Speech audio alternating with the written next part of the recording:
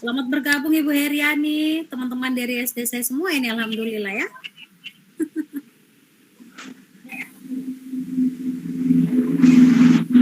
Kita merekam juga.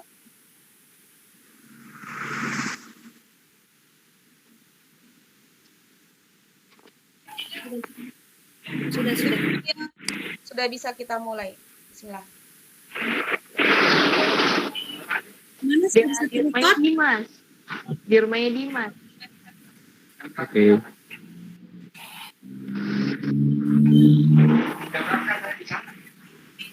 Bisa dimulai mungkin Halimah. Bismillahirrahmanirrahim. Assalamualaikum warahmatullahi wabarakatuh. Waalaikumsalam warahmatullahi wabarakatuh. Waalaikumsalam warahmatullahi wabarakatuh. Selamat sore peserta webinar yang sempat hadir pada kegiatan webinar kita kepada Allah Subhanahu wa Ta'ala karena berkat limpahan rahmat dan hidayahnya sehingga kita dapat berkumpul pada kegiatan kita yaitu kegiatan webinar tentang penerapan budaya positif di sekolah yang dilaksanakan oleh CGP Angkatan 5 Kota Kendari. Sebelum melangkah lebih jauh, terlebih dahulu saya akan memperkenalkan diri. Perkenalkan, nama saya Ibu Halimah SPD. Saya merupakan Sekretaris Umum SDI Sultra dan mengajar di SD Negeri 68 Kendari. Sebelum melangkah ke kegiatan materi kita pada sore hari ini, terlebih dahulu kita akan mendengarkan sambutan dari Bapak Muhajir Badu SPD. Beliau merupakan pengajar praktik Angkatan 5 dan Kepala Sekolah SDN 69 Kendari. Beliau akan memberikan sepatah kata sekaligus membuka kegiatan webinar kita pada sore hari ini. Untuk mengefisienkan waktu kepada Bapak dengan hormat kami persilahkan. Oke, terima kasih Ibu Moderator. Assalamualaikum warahmatullahi wabarakatuh. Waalaikumsalam warahmatullahi wabarakatuh. Waalaikumsalam warahmatullahi wabarakatuh. Selamat sore buat kita sekalian. Alhamdulillah, puji syukur senantiasa kita panjatkan kehadirat Allah Subhanahu wa Ta'ala, Tuhan yang Maha Esa, yang selalu memberikan nikmat kesehatan, kesempatan, sehingga alhamdulillah pada sore kali ini kita bisa bertemu walaupun di dunia maya dalam rangka mengadakan webinar tentang kegiatan, salah satu kegiatan tugas pokok dari calon guru penggerak dengan dengan tema budaya positif. Perkenalkan, terlebih dahulu walaupun Ibu Moderator sudah menyampaikan tadi memperkenalkan diri, perkenalkan, saya akan perkenalkan diri sendiri dulu supaya kita lebih akrab lagi. Nama saya Muhajir Badu, sekarang ini dipercayakan sebagai Kepala Sekolah di SD 69 Kendari dan kemudian juga di dalam program guru penggerak, kami juga menjadi pengajar praktik dari guru-guru hebat IC dan Ibu Rahmatia, mendampingi mereka dan insya Allah banyak sekali budaya-budaya positif yang mereka sudah siapkan di sekolah. Bapak Ibu, itu mungkin bentuk perkenalan. Kalau alamat saya itu di Andonoho. Kemudian sehari-hari juga ya sebagai kepala sekolah di SD 69. Bapak Ibu sekalian, budaya positif. Kalau kita berbicara budaya positif, saya memisahkan dia dibagi dua menjadi budaya dan positif. Budaya mungkin itu kita kenal bersama bahwa budaya itu adalah kebiasaan yang kemudian kita kembangkan di sekolah-sekolah kita sehingga budaya-budaya ini tumbuh dan berkembang di sekolah sehingga bisa menciptakan suasana sekolah yang lebih nyaman dan membuat warga sekolah baik itu siswa, guru maupun yang lain itu betah untuk tinggal di sekolah. Inilah salah satu tujuan utama diadakannya guru penggerak.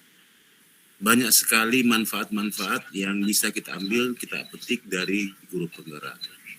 Mungkin di antara teman-teman sekalian ada yang menjadi keseharian ini bersama dengan Ibu Ice maupun dengan Ibu Rahmatia, bisa melihat keseharian mereka. Ada enggak perubahan selama ini?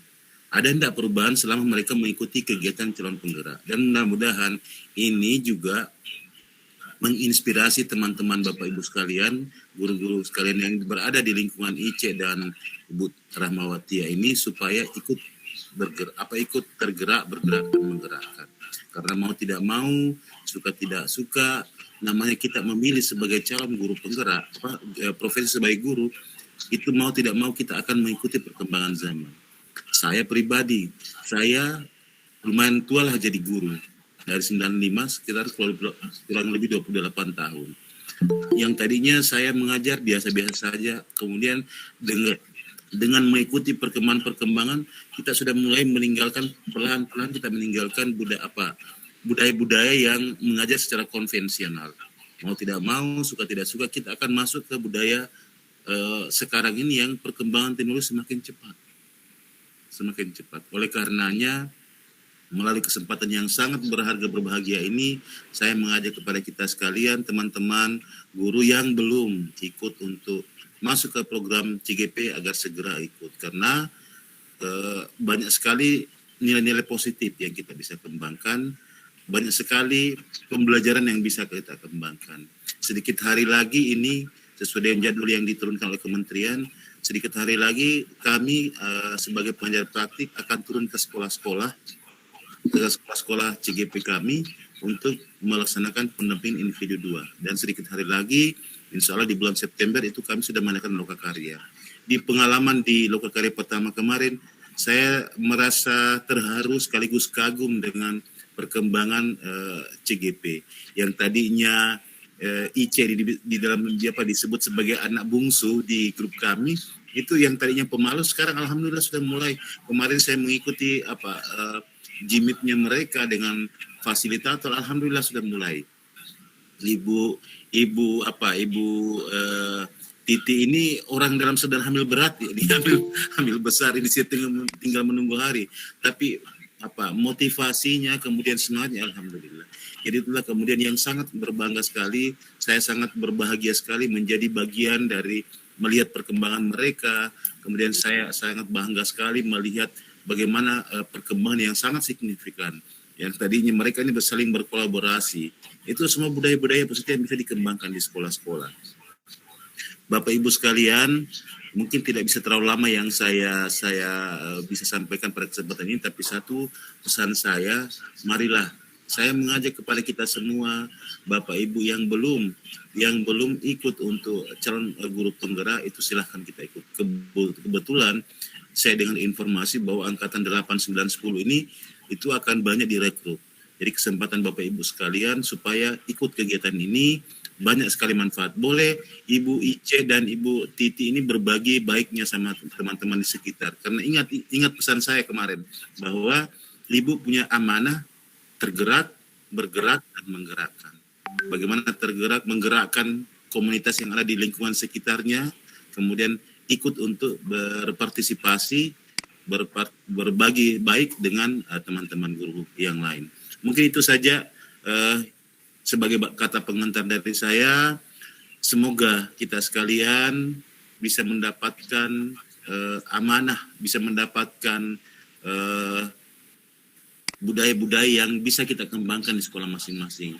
Satu pesan saya bahwa berbahagialah kita sebagai guru, karena 3 manfaat setelah kita meninggal, itu 3 manfaat guru setelah kita meninggal. Apa itu? Amalan tidak pernah terputus adalah anak yang saleh, yang selalu mendoakan kedua orang tua dan gurunya, kemudian ilmu yang bermanfaat, dan amal jariah. Dan insya Allah, kalau Bapak Ibu sekalian mengajar dengan hati, insya Allah 3 amalan tadi ini ada pada guru. Demikian mungkin yang saya sampaikan dengan ucapan Bismillahirrahmanirrahim. Saya harus buka ya, moderator? Oke, dengan ucapan Bismillahirrahmanirrahim, webinar tentang budaya positif yang akan insya Allah akan dibawakan oleh Ibu Ice dan Ibu Titi. Dengan ini dinyatakan dibuka. Assalamualaikum warahmatullahi wabarakatuh. Waalaikumsalam warahmatullahi wabarakatuh. Waalaikumsalam. Terima kasih Pak atas sambutannya. Semoga bisa menjadi ilmu baru untuk kita semua.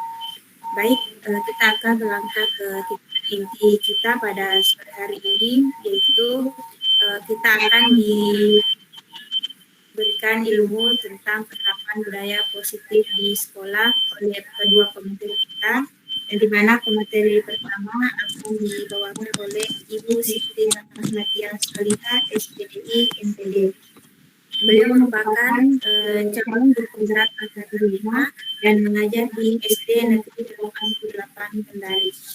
Untuk mengefisienkan waktu, terlebih dahulu saya akan mempersilahkan kepada pemateri.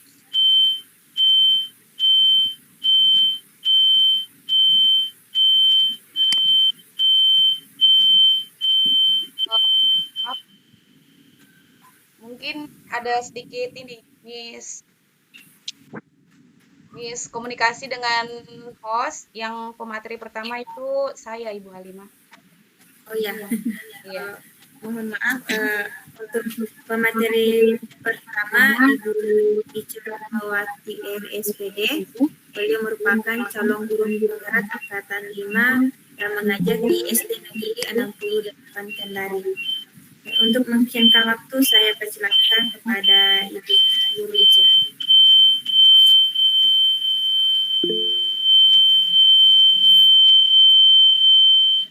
Bu Halimah, mungkin satu akunnya bisa dimatikan on mic. Sepertinya agak tapantul. Satu merekam. Oh iya, berarti yang ini yang sebagai host saja yang dimatikan. Oh iya, iya. Ya, mic-nya mic saja kalau lagi tidak berbicara. Iya. Oke. Assalamualaikum warahmatullahi wabarakatuh. Waalaikumsalam warahmatullahi wabarakatuh. Waalaikumsalam warahmatullahi wabarakatuh. Terima kasih atas kesempatan yang diberikan kepada saya. Terima kasih Pak Kepala Sekolah sekaligus pengajar praktik kami, Pak Muhajir Badu, yang berkesempatan untuk turut serta dalam berbagi pemahaman kami melalui webinar budaya positif. Langsung saja, saya izin share Ibu.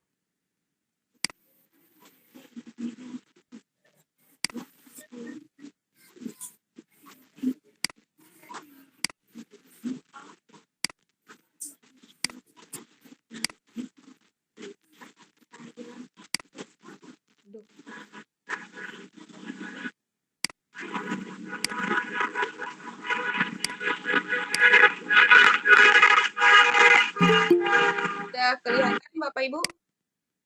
Sudah? Salam kenal. Ya. Oke, sudah kelihatan. Ya. Baik, salam dan bahagia. Assalamualaikum warahmatullahi wabarakatuh. Salam, damai sejahtera, Om Swastiastu, Namo Buddhaya, salam kebajikan, Rahayu untuk kita semua di ruang virtual ini.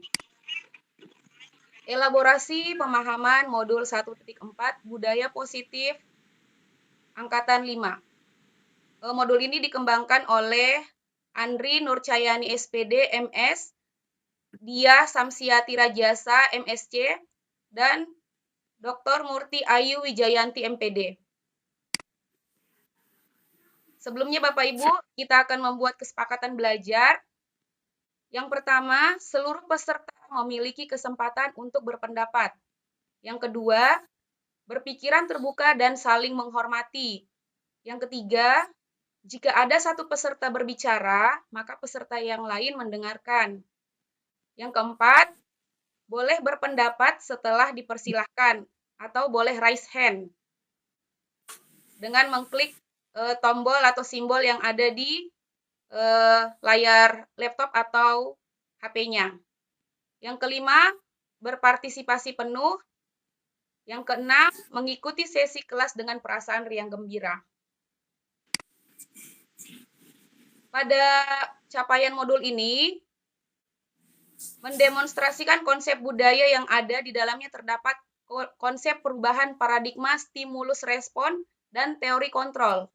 3 teori motivasi perilaku manusia, motivasi internal dan eksternal, keyakinan kelas, hukuman dan penghargaan, 5 kebutuhan dasar manusia, dan 5 posisi kontrol serta segitiga restitusi.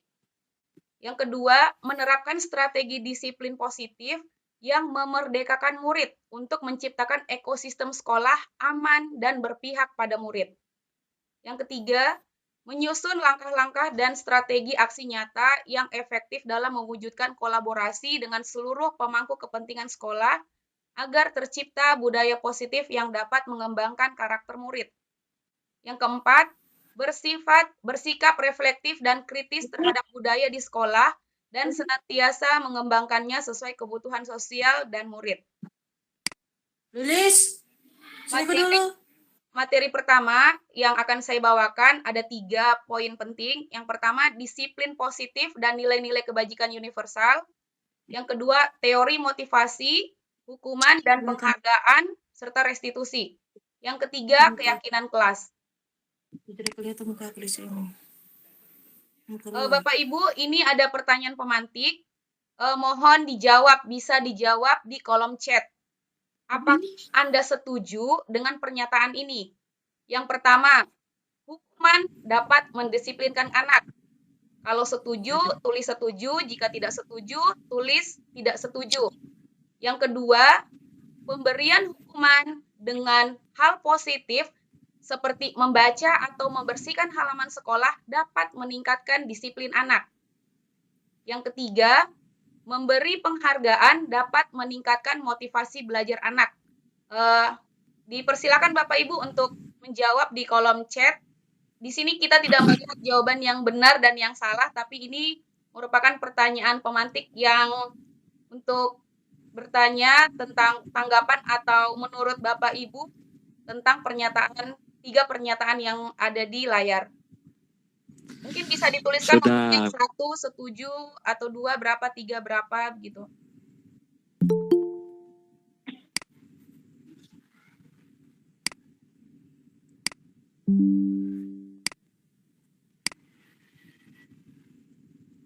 Ya di sini Laode Amaludin semuanya setuju, Sahariode setuju, Afni setuju, yang lainnya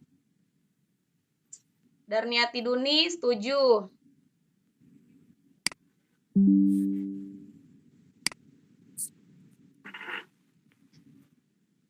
Sehari Ode nomor 1 tidak setuju. Nomor Nasra Alu setuju. Sehari Ode 1 tidak setuju, 2 dan 3 setuju.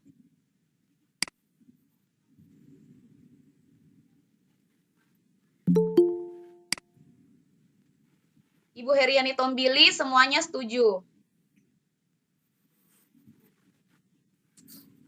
Masih ada lagi? Oke, Bapak Ibu, terima kasih atas jawabannya. Mungkin saya di sini mau minta tolong, mau minta pendapatnya. Mungkin yang pertama ini Laode Amaludin. Semuanya setuju, kira-kira tanggapannya bagaimana sehingga menyetujui ketiga-tiga pernyataan yang ada pada layar. Dipersilakan Pak Amal untuk memberikan tanggapannya tentang pernyataan setuju. Oh iya, ya, terima kasih. Wassalamualaikum warahmatullahi wabarakatuh. Waalaikumsalam warahmatullahi wabarakatuh. Kenapa? Kedengaran suaraku? Ya, kedengaran Pak Amal. Ya, saya setuju semua karena ini yang saya lakukan di kelas saya sekarang. Oh iya Pak. Ya setuju karena merupakan kegiatan keseharian yang dilakukan di sekolah dan khususnya di kelas ya Pak Amal ya. Iya. Di sini ada lagi Pak? Itu saja. Oke, terima kasih Pak Amal. Berikutnya di sini ada yang sama-sama Bu atau Nona ini. Di sini ada yang berbeda, Ibu Sahari Ode. Ibu Sahari mungkin bisa on mic. Ibu Sahari. Iya, sudah. Di sini Ibu Sahari. Iya, Assalamualaikum. Waalaikumsalam warahmatullahi wabarakatuh. Assalamualaikum warahmatullahi wabarakatuh. Di sini Ibu Sahari OD nomor 1 tidak setuju. Berarti hukuman dapat mendisiplinkan anak. Berarti Ibu tidak setuju ya dengan pernyataan ini yang pertama?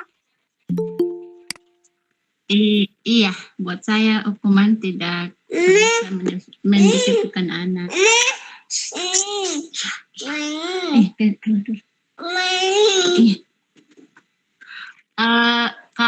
Kalau saya hukuman itu kalau ke fisik misalnya menjewer atau sebagainya buat saya belum terlalu tepat. Kalau misalnya hukuman dalam bentuk seperti nomor 2 atau misalnya seperti nomor 2, saya lebih setuju di nomor 2 seperti itu. Oh iya. Misalnya membaca atau membersihkan halaman sekolah, kalau saya lebih ke arah itu. Kalau satu hukuman dalam, misalnya kan ini hanya hukuman dapat mendisiplinkan hukuman dalam bentuk apa begitu. Kalau saya mungkin berpikirnya ke fisik. Kalau saya yang apa buat kita yang sederhana kayak menjewer itu kayaknya saya tidak setuju. Oh iya. Jadi nomor 1 ini menurut Ibu Sahari hukuman dapat mendisiplinkan anak. Berarti hukuman di sini menurut Ibu adalah hukuman fisik ya Bu Sahari?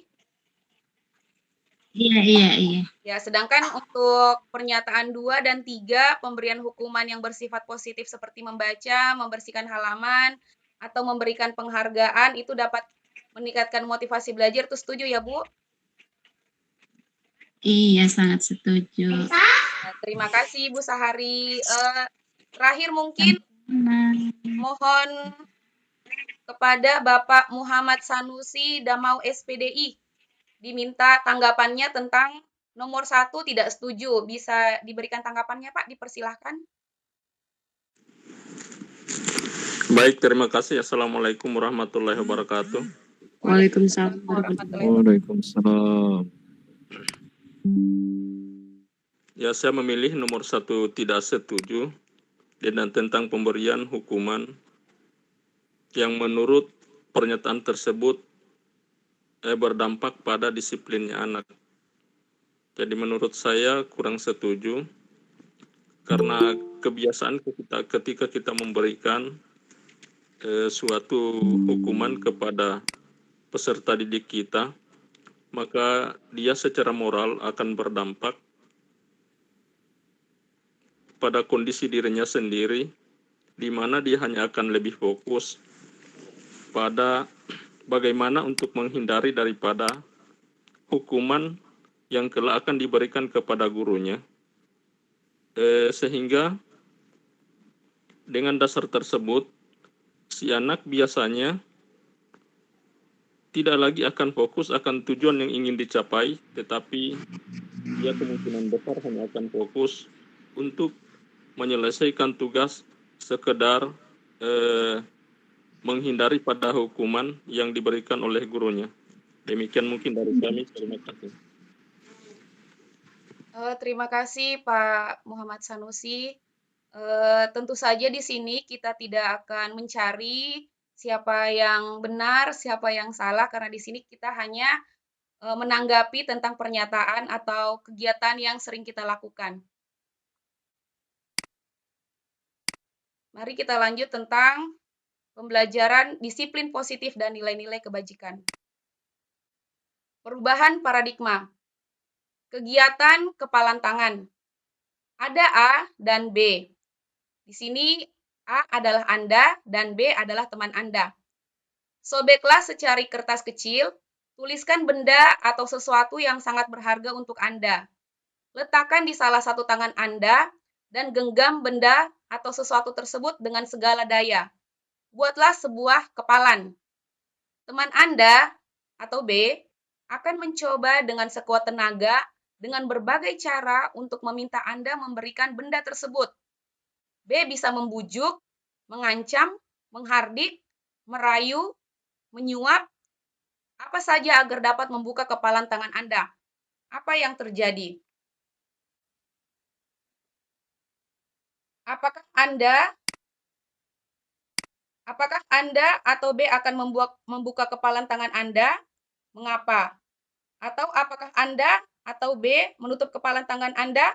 Mengapa? Dalam kegiatan ini sesungguhnya siapa yang memegang kendali atau kontrol untuk membuka dan menutup kepalan tangan? Kemungkinan jawaban kita terhadap pertanyaan-pertanyaan yang tadi yang telah saya sampaikan itu bervariasi antara bersedia membuka dan yang tetap bertahan untuk menutup kepalan tangannya. Pertanyaan ketiga, siapakah yang sesungguhnya memegang kontrol? Yang menutup kepalan tangan atau yang berusaha dengan segala cara untuk membuka kepalan tangannya? Jawabannya tentu kita sendiri yang memegang kontrol atas kepalan tangan kita. Apakah kita membuka atau menutup kepalan tangan kita? Itu bergantung pada diri kita masing-masing sesuai dengan kebutuhan dasar kita. Selanjutnya, psikiater dan pendidik Dr. William Glasser dalam kontrol teori yang kemudian hari berkembang dan dinamakan choice theory, meluruskan beberapa miskonsepsi tentang makna kontrol. Nah, ini berikut perubahan paradigma teori kontrol atau ilusi kontrol. Yang pertama, ilusi guru mengontrol murid. Pada dasarnya, kita tidak dapat memaksa murid untuk berbuat sesuatu jikalau murid tersebut memilih untuk tidak melakukannya. Walaupun tampaknya guru sedang mengontrol perilaku murid. Hal demikian terjadi karena murid sedang mengizinkan dirinya dikontrol. Saat itu, bentuk kontrol guru menjadi kebutuhan dasar yang dipilih murid tersebut. Teori kontrol menyatakan bahwa semua perilaku memiliki tujuan, bahkan terhadap perilaku yang tidak disukai. Yang kedua, ilusi bahwa kritik dan membuat orang merasa bersalah itu dapat menguatkan karakter. Menggunakan kritik dan rasa bersalah untuk mengontrol murid menuju pada identitas gagal. Mereka belajar untuk merasa buruk tentang diri mereka sendiri. Mereka mengembangkan dialog diri yang negatif. Kadangkala sulit bagi guru untuk mengidentifikasi mereka yang sedang melakukan perilaku ini. Karena seringkali guru itu cukup menggunakan suara halus untuk menyampaikan pesan yang negatif. Yang berikutnya, ilusi bahwa semua penguatan positif, efektif, dan bermanfaat. Penguatan positif atau bujukan adalah bentuk-bentuk kontrol. Segala usaha untuk mempengaruhi murid agar mengulangi suatu perilaku tertentu adalah suatu usaha untuk mengontrol murid tersebut. Dalam jangka waktu tertentu, kemungkinan murid tersebut akan menyadarinya dan mencoba untuk menolak bujukan kita, atau bisa jadi murid tersebut menjadi tergantung pada pendapat sang guru untuk berusaha. Yang terakhir, ilusi bahwa orang dewasa memiliki hak untuk memaksa. Banyak orang dewasa yang percaya bahwa mereka itu memiliki tanggung jawab untuk membuat murid-murid berbuat hal-hal tertentu. Apapun yang dilakukan dapat diterima, selama ada sebuah kemajuan berdasarkan sebuah pengukuran kinerja. Pada saat itu pula, orang dewasa akan menyadari bahwa perilaku memaksa tidak akan efektif untuk jangka yang panjang, dan sebuah hubungan permusuhan akan terbentuk. Berikut ini ada tabel tentang perubahan paradigma stimulus respon teori kontrol. Siapa sesungguhnya yang memiliki kontrol? Ini stimulus respon, dan yang ini teori kontrol. Bila kita ingin membuat kemajuan perlahan, sedikit-sedikit ubahlah sikap atau perilaku Anda. Namun, bila kita ingin memperbaiki cara-cara utama kita, maka kita perlu mengubah kerangka acuan kita. Ubahlah bagaimana Anda melihat dunia, bagaimana Anda berpikir tentang manusia, ubahlah paradigma Anda, skema pemahaman dan penjelasan aspek-aspek tertentu tentang realitas. Di sini stimulus respon. Kita mencoba mengubah orang agar berpandangan sama dengan kita. Sedangkan pada teori kontrol, kita berusaha memahami pandangan orang lain tentang dunia. Yang berikutnya, perilaku buruk dilihat sebagai suatu kesalahan. Sedangkan pada teori kontrol, semua perilaku itu memiliki tujuan. Apakah itu baik atau positif, Intinya semua kelakuan manusia yang diperbuatnya itu pasti mempunyai tujuan. Pada stimulus respon, orang lain itu bisa mengontrol saya. Tetapi pada teori kontrol, hanya Anda yang bisa mengontrol diri Anda. Saya bisa mengontrol orang lain. Teori kontrol, Anda tidak bisa mengontrol orang lain.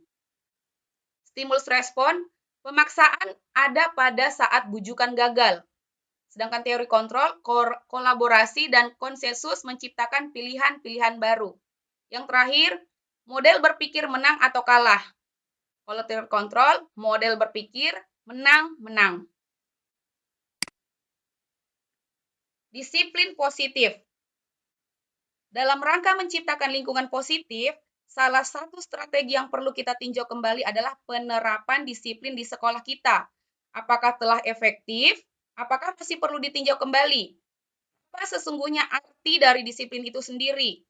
Apa kaitannya dengan nilai-nilai kebajikan? Di sini menurut teori kontrol atau teori pilihan dari Dr. William Glasser, di sini disiplin positif Anda tidak bisa mengontrol orang lain. Hanya Anda yang bisa mengontrol Anda sendiri. Makna disiplinnya, belajar kontrol diri dengan menggali potensi kita agar tercapai tujuan mulia, yaitu menjadi seseorang yang kita inginkan berdasarkan nilai-nilai yang kita hargai. Semua perilaku memiliki tujuan.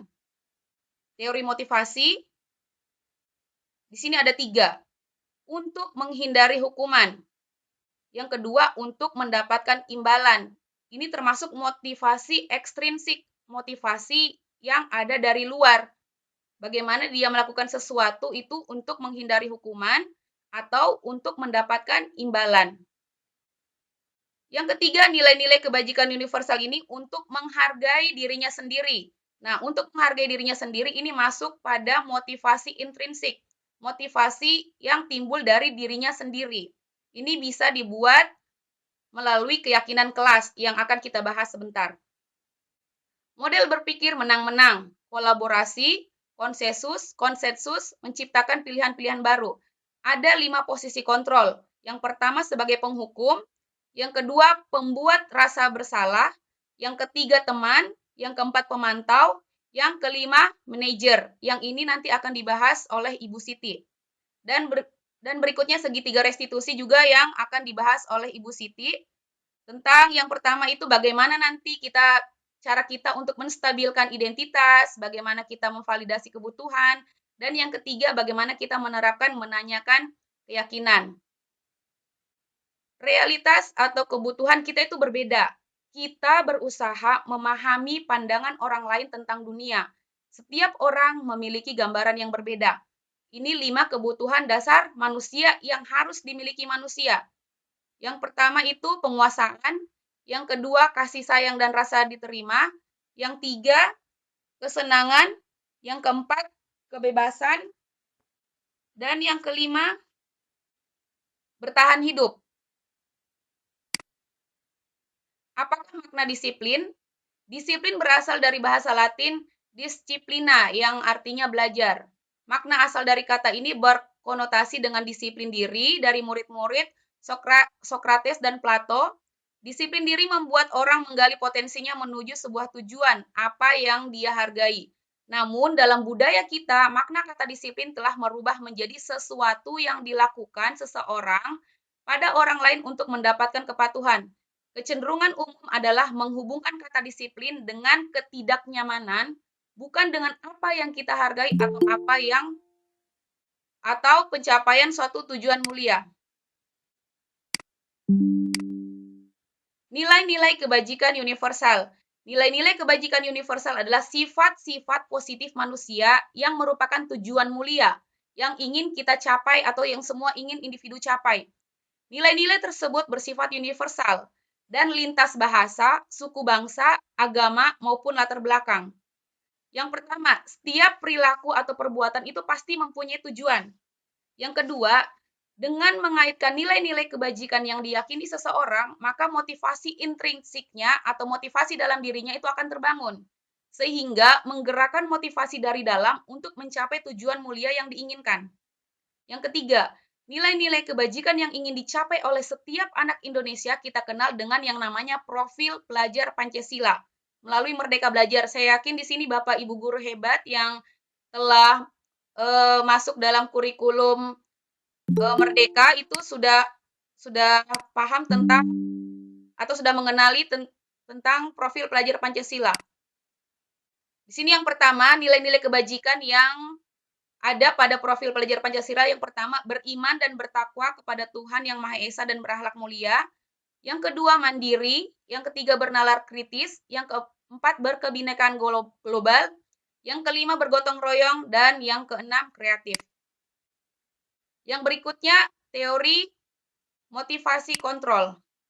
Motivasi, hukuman, dan penghargaan serta restitusi. Teori motivasi perilaku manusia. Motivasi eksternal. Motivasi eksternal ini untuk menghindari ketidaknyamanan atau hukuman apa yang akan terjadi apabila saya tidak melakukannya. Nah, ini adalah seseorang atau murid melakukan sesuatu karena ingin menghindari ketidaknyamanan atau hukuman tadi. Motivasinya bukan dari dalam diri tetapi dari luar. Yang kedua, ini juga masih masuk motivasi eksternal, karena untuk mendapatkan imbalan dari orang lain atau institusi. Apa yang akan saya dapatkan apabila saya melakukannya? Ini juga sering terjadi. Kalau mungkin sekarang motivasi eksternal dalam bentuk hukuman mungkin sudah berkurang, tapi kebanyakan yang masih sering dilakukan guru adalah melakukan motivasi dengan memberikan imbalan. Siapa yang datang, hadir, setiap hari akan dikasih bintang. Nah, contohnya seperti itu. Itu adalah motivasi eksternal. Motivasi yang membangkitkan murid untuk melakukan sesuatu bukan dari dalam dirinya, tetapi karena ingin mendapatkan sesuatu. Sedangkan yang ketiga, motivasi internal. Nah, motivasi internal inilah tujuan disiplin positif, di mana untuk menghargai diri sendiri. Saya akan menjadi orang seperti apa bila saya melakukannya. Ini muncul dari dalam dirinya sendiri. Oh, jika saya melakukannya berarti apa yang baik buat saya. Dia tidak termotivasi atas dasar iming-iming dari orang lain. Merdeka. Menurut Ki Hajar Dewantara, merdeka itu artinya tidak hanya lepas dari perintah, akan tetapi juga cakap buat memerintah diri sendiri. Apa itu restitusi? Restitusi adalah proses menciptakan kondisi bagi murid untuk memperbaiki kesalahan mereka, sehingga mereka itu bisa kembali pada kelompok mereka dengan karakter yang lebih kuat. Restitusi juga merupakan proses kolaboratif yang mengajarkan murid untuk mencari solusi untuk masalah mereka sendiri dan membantu murid berpikir tentang orang seperti apa yang mereka ingin menjadi atau tujuan mereka, dan bagaimana mereka harus memperlakukan orang lain. 9 ciri-ciri restitusi. Bukan untuk menebus kesalahan, namun untuk belajar dari kesalahan.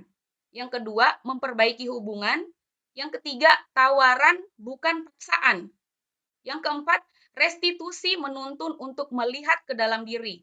Yang kelima, restitusi mencari kebutuhan dasar yang mendasari tindakan.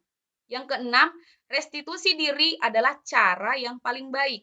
Yang ketujuh, restitusi fokus pada karakter bukan tindakan. Yang kedelapan, restitusi fokus pada solusi. Yang kesembilan, restitusi mengembalikan murid yang berbuat salah pada kelompoknya. Keyakinan kelas. Nah, di sini ada tentang keyakinan kelas. Mengapa keyakinan kelas? Mengapa tidak peraturan saja? Mengapa harus keyakinan kelas? Mengapa kita memiliki peraturan harus menggunakan helm bila mengendarai kendaraan roda 2? Yang kedua, mengapa kita memiliki peraturan 3M, menggunakan masker, mencuci tangan, dan menjaga jarak 1,5 meter? Mengapa kita memiliki peraturan harus datang tepat waktu pada saat mengikuti pelatihan? Untuk mendukung motivasi intrinsik, kembali ke nilai-nilai atau keyakinan-keyakinan lebih menggerakkan seseorang dibandingkan mengikuti serangkaian peraturan. Misalnya begini, motivasi ekstrinsik. Mengapa kita harus menggunakan helm? Mungkin di sini kita akan berpikir supaya tidak ditilang atau supaya tidak ditangkap polisi. Seperti itu.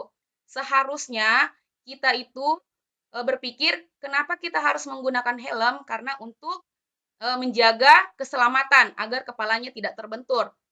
Mengapa kita tidak memiliki peraturan 3M, menggunakan masker, mencuci tangan, dan menjaga jarak? Itu untuk kesehatan.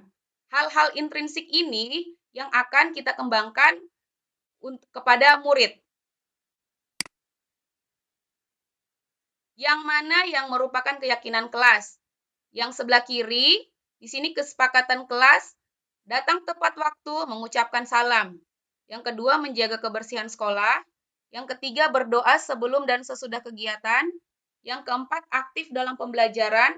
Yang kelima, tertib.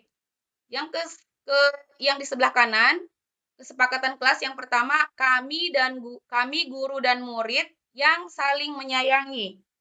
Kami murid yang semangat belajar. Kami murid yang peduli dengan teman-teman. Di sini yang termasuk kesepakatan kelas adalah atau keyakinan kelas adalah yang di sebelah kanan. Di sini kata-katanya itu nilai-nilainya yang dibangun itu menggunakan kalimat positif dan yang paling mudah untuk diingat daripada hanya harus datang tepat waktu mengucapkan salam. Sedangkan kalau kalimatnya itu dirubah atau diganti menjadi kami guru dan murid yang saling menyayangi. Ini merupakan kalimat motivasi yang lebih mudah untuk diingat dan diyakini dalam hati. Kegiatan pendalaman keyakinan kelas. Di sini hormat, kami meyakini bahwa sangat penting untuk menghormati semua orang dan barang milik orang lain. Kalau untuk bekerja di sini ada tabel T dan tabel Y. Mungkin nanti bisa lebih jauh dijelaskan oleh Ibu Siti. Di sini kegiatan pendalaman keyakinan kelas, tabel T dan tabel Y. Hormat. Terdengar seperti satu orang. Oh iya Bu Siti. Di sini terdengar seperti satu orang berbicara yuk. Yang diharapkan dapat terdengar dari guru bahwa murid bisa berkata yuk saya bantu atau kita bisa selesaikan ini bersama. Dan bisa terlihat semua murid itu berempati terhadap perasaan orang lain. Perilakunya tersenyum ramah, memberikan salam hormat, dan berjabat tangan atau namaste. Ini peraturannya, perubahannya. Tindakan guru. Ini tindakan guru, misalnya begini, mencatat 100 kali di dalam buku dengan menuliskan kalimat saya tidak akan terlambat lagi karena ia terlambat sekolah. Ini masuk hukuman atau konsekuensi. Ini adalah termasuk hukuman. Lari mengelilingi lapangan basket 2 kali karena terlambat hadir di sekolah. Ini juga merupakan hukuman. Murid diminta push up 15 kali karena tidak menggunakan masker di sekolah. Ini juga termasuk hukuman. Membersihkan tumpahan air di meja tulis karena tersenggol pada saat belajar. Ini termasuk konsekuensi. Murid disuruh untuk mengenakan sepatu seharian di sekolah karena tidak mengenakan sepatu hitam. Ini juga termasuk konsekuensi. Ini termasuk hukuman. Yang terakhir, lari mengelilingi lapangan basket 2 kali karena terlambat 10 menit untuk pelajaran PJOK. Ini termasuk konsekuensi. Nah, perbedaan antara hukuman dan konsekuensi, kalau hukuman itu sesuatu yang menyakitkan harus terjadi. Sedangkan konsekuensi itu sesuatu yang harus terjadi. Hukuman itu membuat anak sakit, fisik maupun hati, untuk jangka waktu yang lama. Sedangkan kalau konsekuensi membuat anak merasa tidak nyaman dalam waktu jangka pendek. Hukuman, anak membenci kedisiplinan. Konsekuensi, anak menghargai disiplin. Hukuman dia bersifat paksaan, sedangkan konsekuensi bersifat stimulus atau tanggapan. Hukuman mendorong anak menyakiti dirinya sendiri. Konsekuensi mendorong anak agar mudah menyesuaikan diri. Hukuman konsep diri yang buruk, sedangkan konsekuensi konsep diri yang baik. Hukuman anak belajar untuk menyembunyikan kesalahan, sedangkan konsekuensi anak belajar untuk mematuhi peraturan. Terakhir, hukuman itu membuat rasa marah, rasa bersalah, dipermalukan, merasa tidak dihargai. Sedangkan konsekuensi kehilangan hak, dibuat tidak nyaman, diasingkan untuk sementara atau time out. Mungkin itu saja dari saya tentang 3 pembahasan utama yang membahas tentang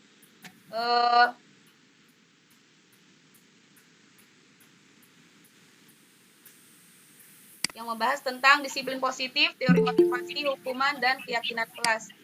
Mungkin saya serahkan ke host atau moderator. Terima kasih.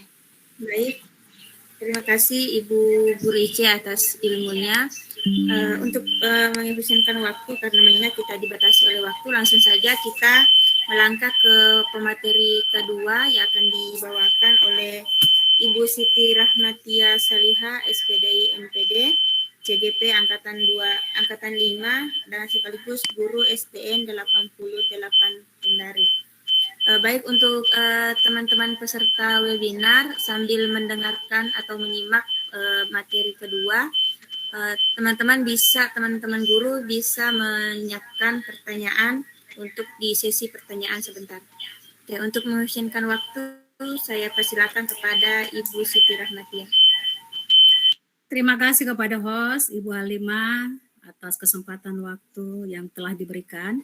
Saya cuma minta waktu 30 menit ya Bu, karena waktu kita sangat terbatas sehingga untuk sesi tanya jawab sebentar bisa dilaksanakan. Ya Bu Halimah, tolong diingatkan saya ya Bu. Baik, silakan dilanjut Bu Ice. Baik Bapak Ibu guru hebat semua. Pada sesi ini saya akan melanjutkan materi tentang budaya positif. Kalau tadi Bu Ice sudah memaparkan 3 materi ya. Sebentar akan kita kembangkan kembali. Kalau saya ingin lanjutannya seperti kebutuhan dasar manusia atau kebutuhan dasar yang harus dimiliki oleh murid. Dan itu juga yang bisa menyebabkan kenapa murid itu bisa bermasalah. Kemudian yang kedua sebentar saya akan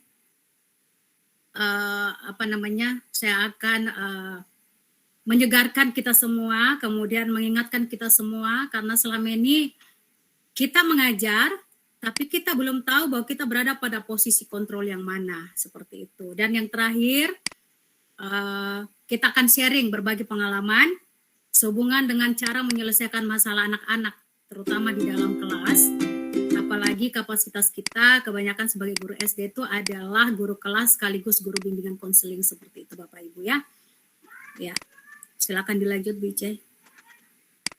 Nah, sebelum saya masuk kepada inti materi, kebiasaan kami jika memulai sesuatu tentu saja ada pertanyaan pemantik. Ini untuk menggugah hati nurani kita semua, menyangkut dengan masalah-masalah yang sering kita hadapi. Di sini saya mengambil satu kasus sehubungan dengan permasalahan atau kebutuhan dasar yang dialami oleh murid yang bernama Doni. Ya, Ibu Ambar, guru kelas 2A di SD Pelita Hati itu sedang bingung menghadapi salah satu muridnya bernama Doni. Beberapa anak di kelas 2A telah datang padanya dan mengeluhkan Doni yang seringkali meminta bekal makan siang mereka. Dan ini dilakukan dengan paksa. Nah, Bapak Ibu guru hebat semua, jika Anda menghadapi situasi seperti Ibu Ambar ini, apa yang akan Anda lakukan? Menurut Anda, kira-kira apa alasan Doni melakukan hal itu? Saya minta kesediaan 1-2 guru yang hadir untuk raise hand, kemudian bisa menjawab pertanyaan dari apa yang telah saya bacakan tadi. Silakan Bapak Ibu.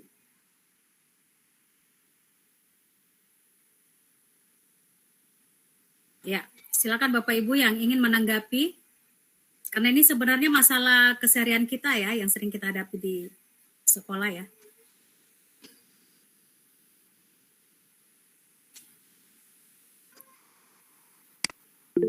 Silakan raise hand.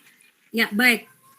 Ibu Hadrianti Badu, kami persilakan Bu. Silakan. Ya, terima kasih Bu Siti Rahmatia dan moderator yang telah persilakan saya.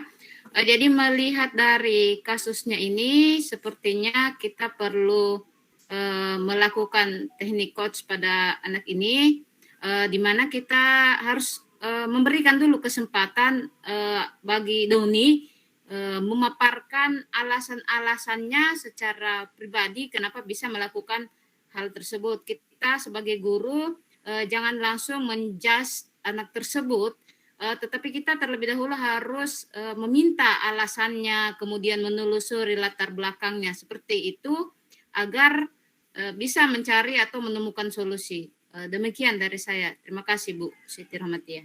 Terima kasih Ibu Hadrianti atas tanggapannya. Satu lagi, saya beri kesempatan untuk raise hand, kemudian kita akan lanjut. Di sini seperti kata Bu Ice, kita tidak bermaksud untuk mencari kebenaran, tetapi hanya untuk berbagi pengalaman karena kita semua guru tentu saja mempunyai banyak masalah ya. Ini kesempatan kita.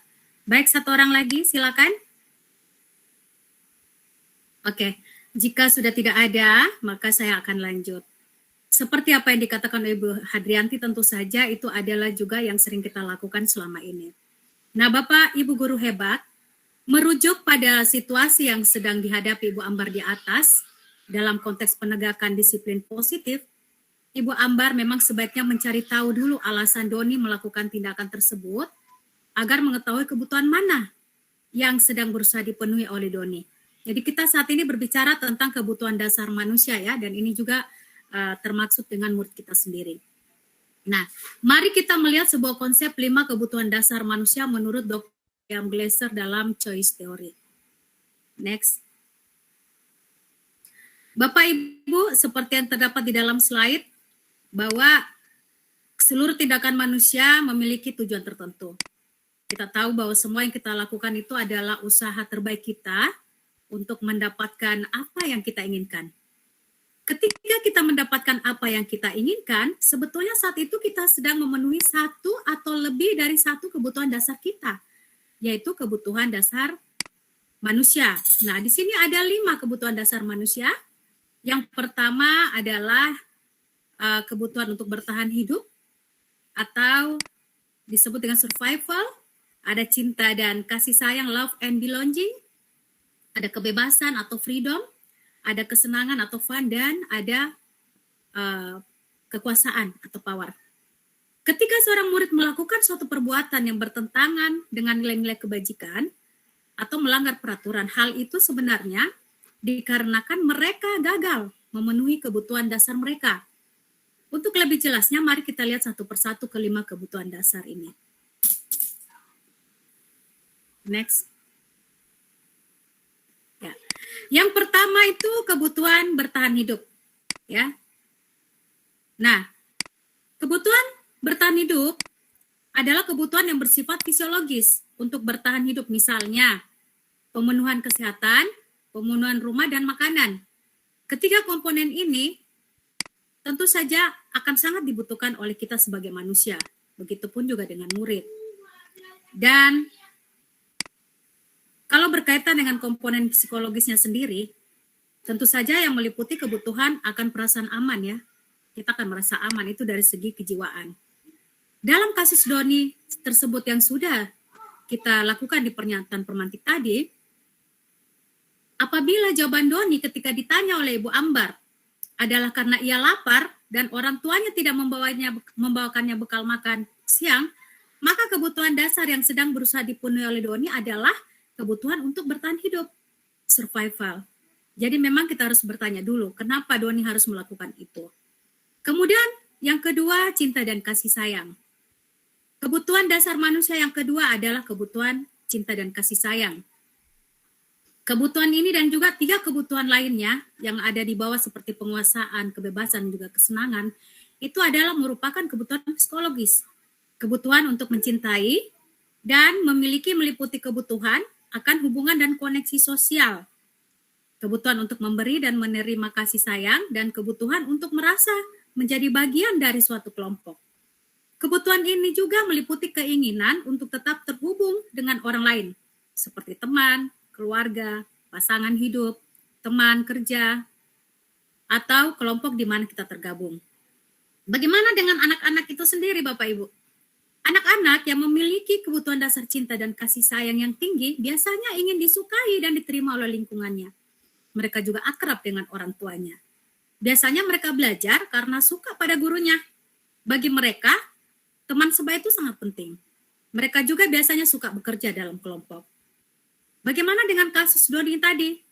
Nah, Bapak Ibu, dalam kasus Doni yang sudah saya bacakan tadi, adalah apabila Doni menjawab bahwa alasannya mengambil bekal temannya karena dia merasa senang, temannya jadi memperhatikan dia.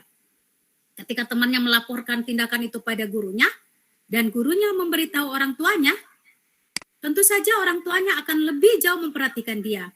Maka kebutuhan dasar yang sedang dipenuhi Doni adalah kebutuhan akan cinta dan kasih sayang.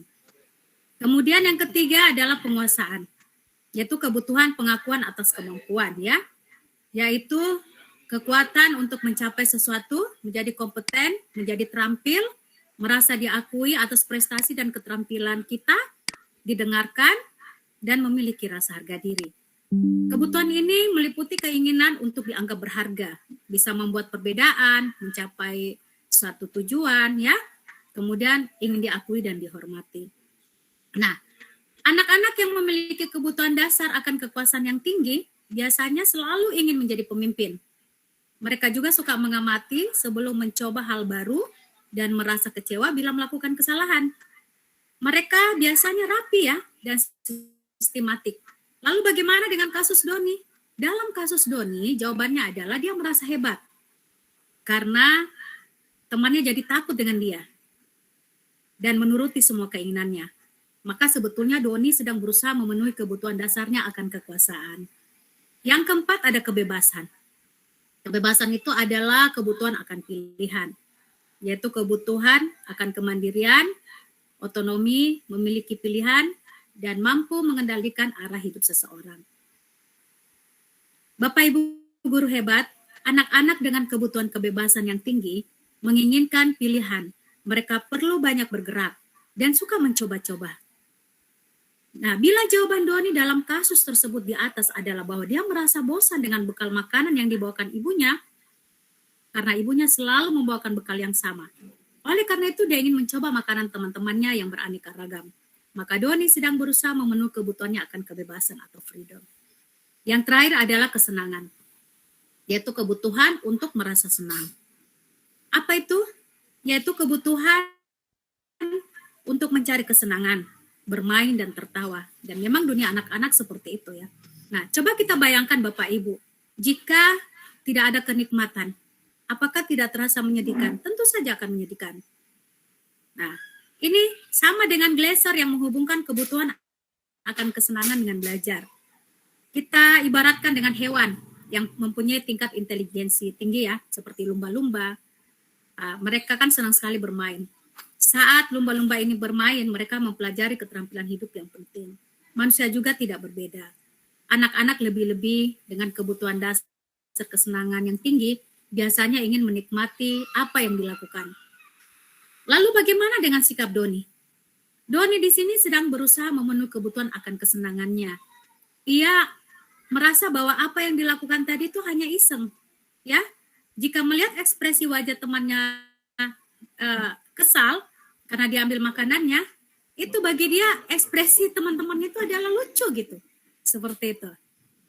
Nah, Bapak Ibu guru hebat, apa yang telah saya utarakan tadi itu adalah pemenuhan kebutuhan dasar manusia, dan ini juga terjadi kepada salah satu kasus yaitu Doni, ya. Di sini kita bisa menyatakan bahwa semua orang pasti berusaha untuk memenuhi kebutuhannya dengan berbagai cara. Jika mereka tidak bisa mendapatkan kebutuhannya dengan cara yang positif, pasti mereka akan berupaya dengan cara yang negatif.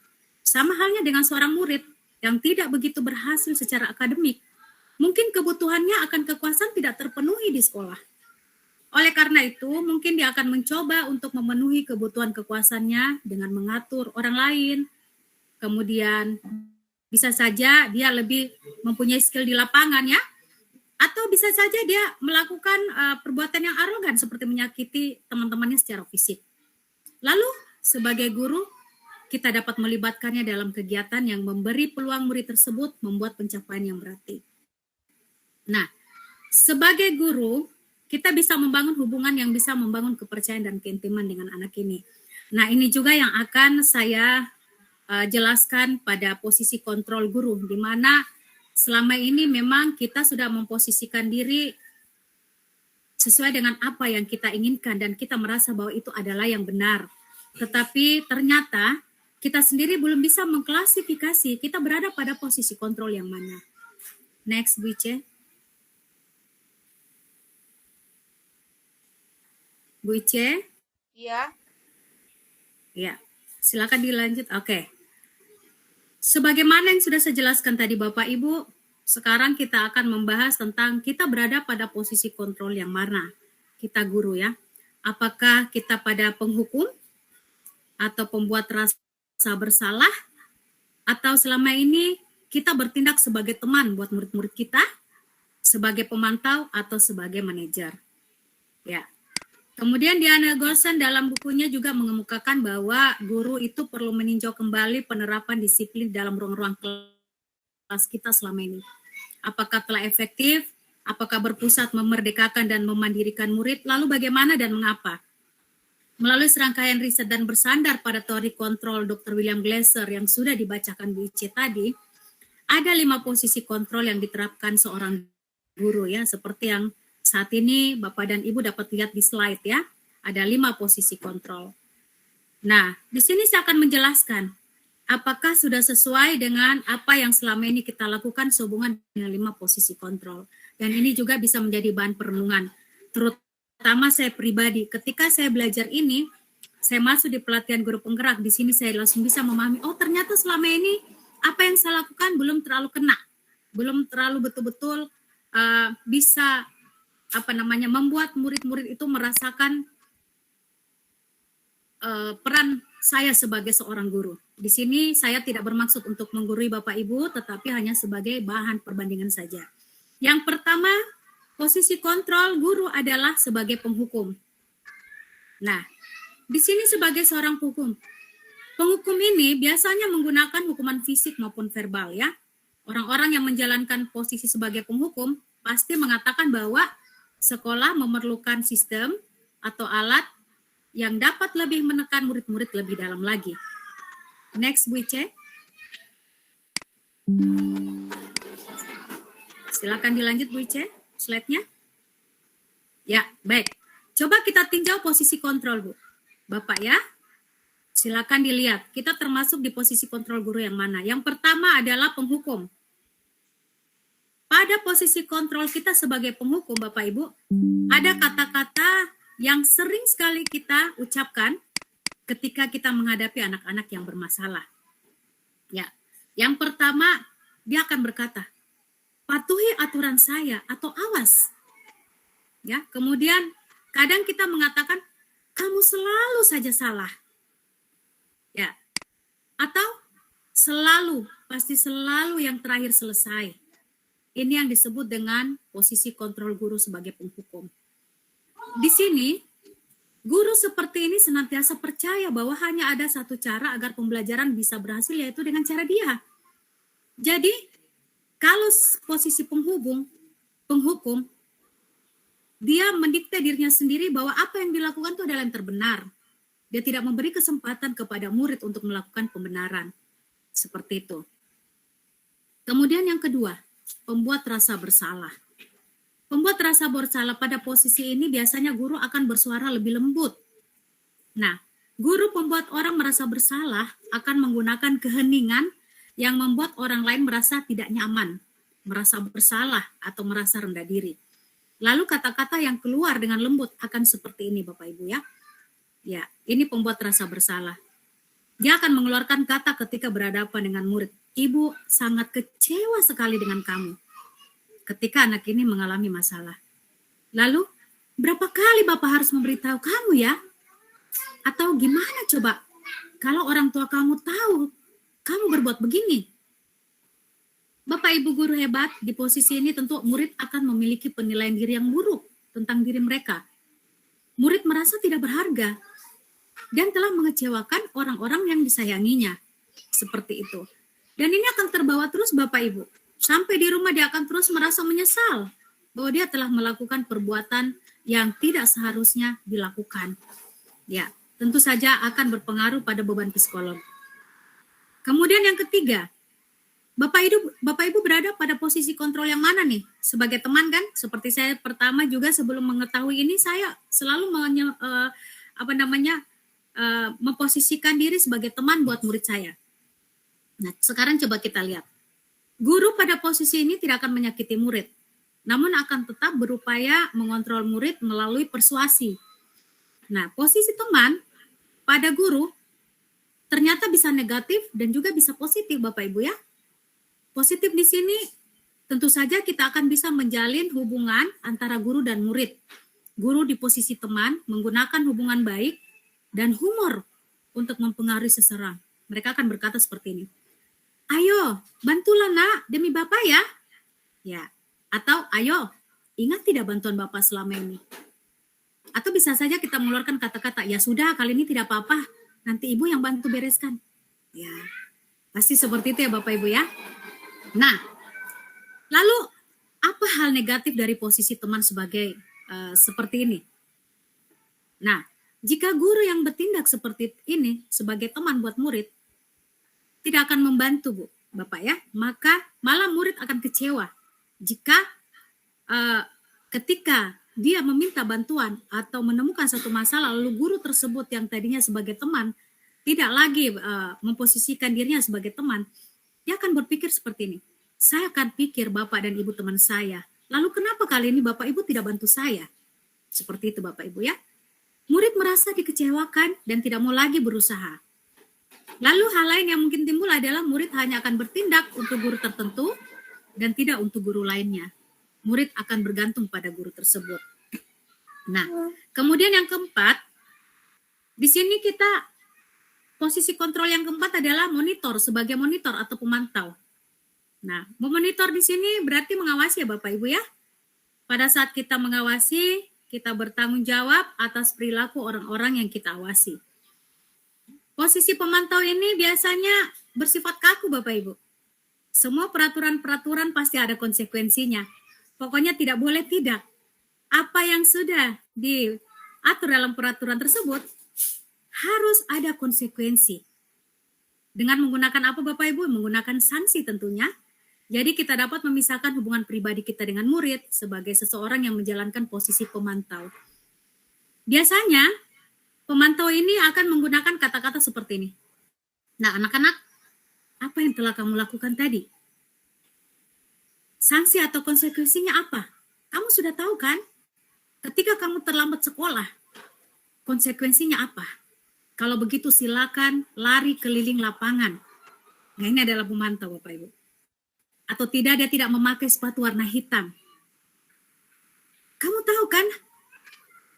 Peraturan sekolah ini adalah memakai sepatu hitam.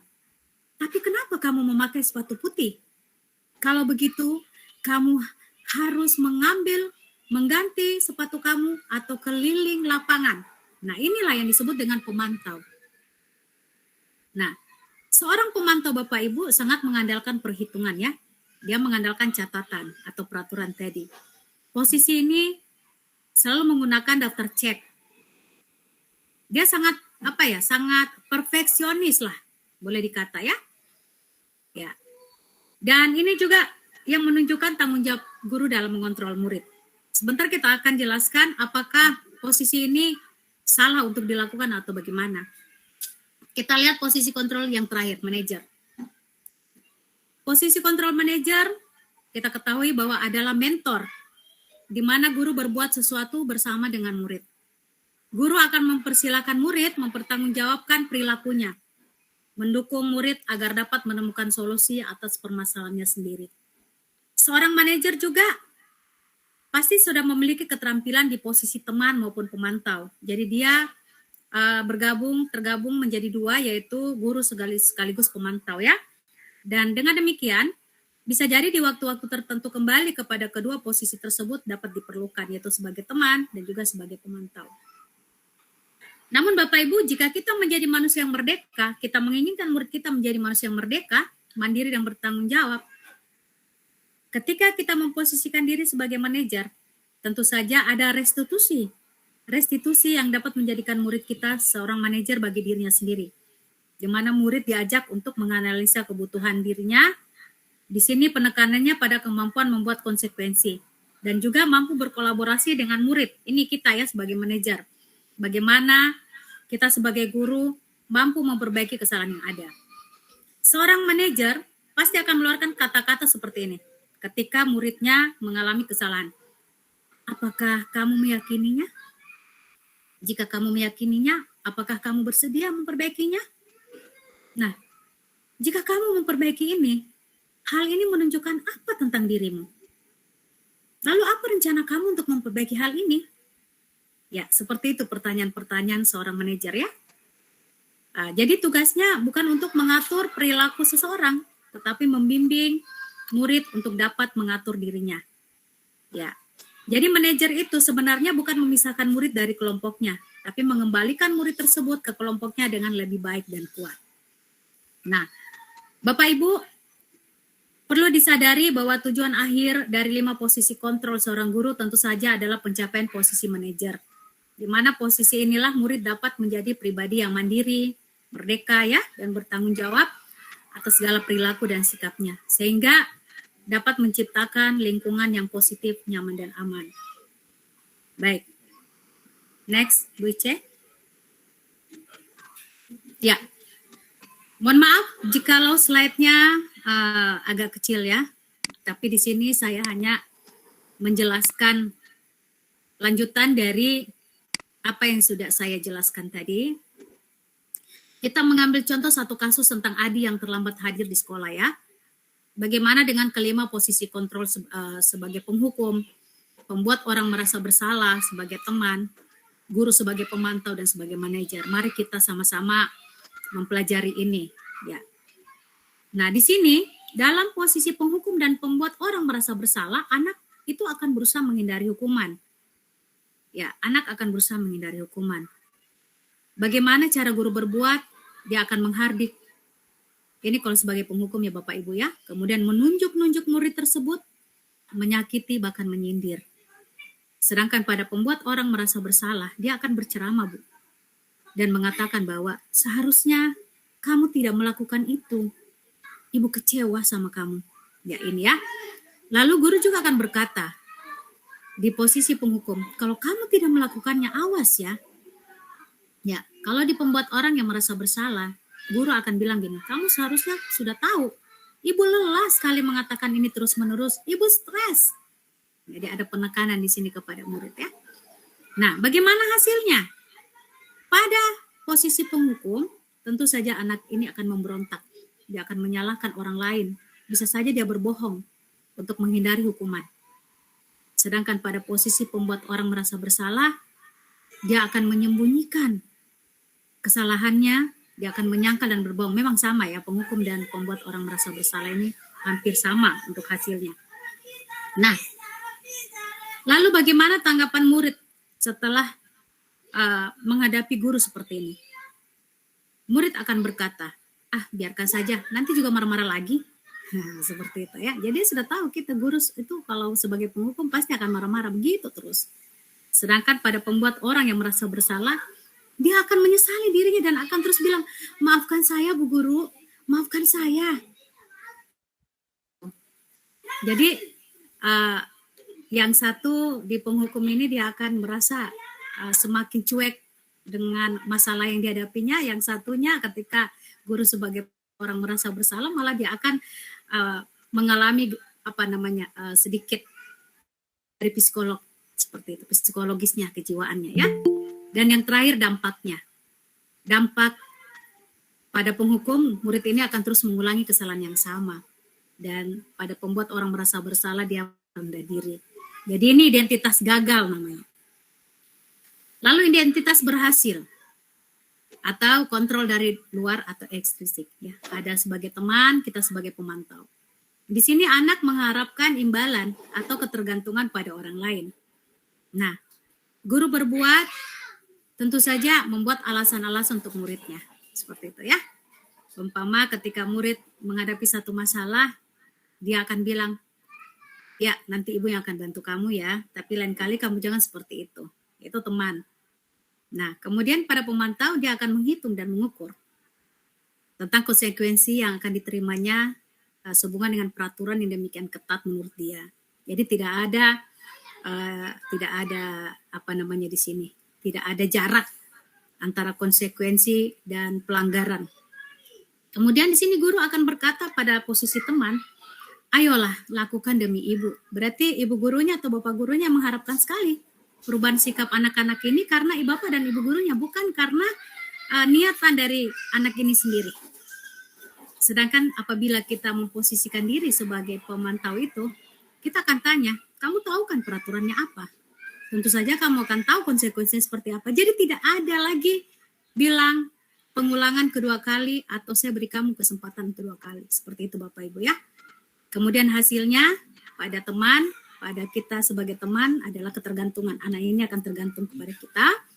Sedangkan sebagai pemantau dia akan menyesuaikan diri bila diawasi. Lalu bagaimana dengan dampak pada murid itu sendiri?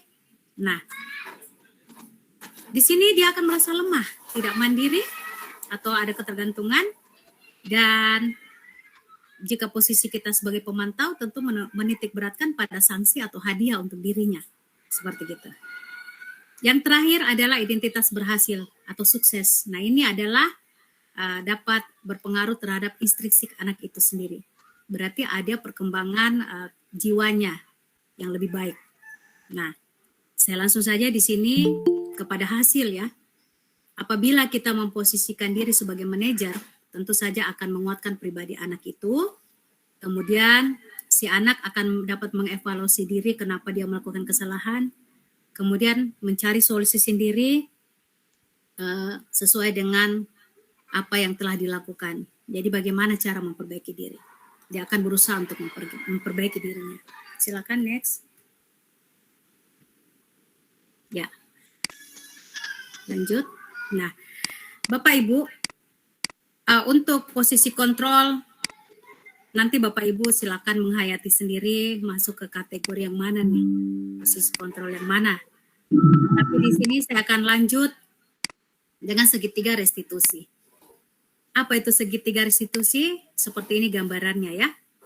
Jadi segitiga restitusi itu adalah lanjutan dari posisi kontrol guru. Ketika kita menghadapi anak-anak yang bermasalah, ada hal-hal yang harus kita lakukan sehubungan dengan penyelesaian masalah. Saya di sini hanya minta Bapak dan Ibu untuk merenungi kembali apakah kita sudah melakukan hal ini atau belum. Karena saya tahu Bapak dan Ibu guru hebat tentu saja punya cara tersendiri, trik tersendiri untuk menyelesaikan masalah. Ya. Tetapi alangkah baiknya jika saya juga sharing tentang bagaimana cara kita menyelesaikan masalah tanpa meninggalkan masalah seperti itu. Karena saya sudah melakukan ini Bapak Ibu ya. Alhamdulillah setelah saya melakukan ini bukan berarti saya juga hebat, tetapi ternyata lebih mudah untuk menyelesaikan masalah yang terjadi pada anak-anak. Ya. Segitiga restitusi, kita ketahui bahwa restitusi tadi sudah dibahasakan oleh Bu Ice, itu adalah proses kolaborasi yang mengajak siswa untuk mencari solusi dari masalah yang dihadapinya.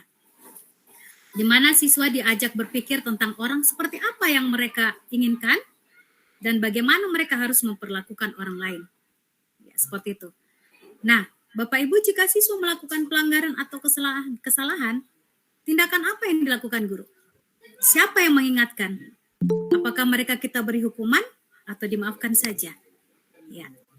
Nah, melalui restitusi ini, tentu saja akan membantu siswa untuk jujur pada dirinya sendiri dan mengevaluasi dampak dari kesalahan yang dilakukan. Misalnya, di kelas ada siswa yang mengganggu teman, hingga temannya marah dan menangis. Apa yang dilakukan? Di akhir nanti penjelasan saya, nanti kita akan melihat video ya yang pernah saya lakukan di sekolah. Karena saya tahu bahwa sebenarnya penerapan restitusi ini sudah Ibu Bapak lakukan di sekolah. Cuman barangkali alurnya yang belum bertahap. Seperti itu ya. Alurnya yang belum bertahap, belum teratur ya. Makanya di sini saya ingin menjelaskan sedikit tentang segitiga restitusi langkah-langkahnya seperti apa. Ada 3 Bapak Ibu. Yang pertama, menstabilkan identitas. Kemudian yang kedua, validasi tindakan yang salah. Yang ketiga, menanyakan keyakinan.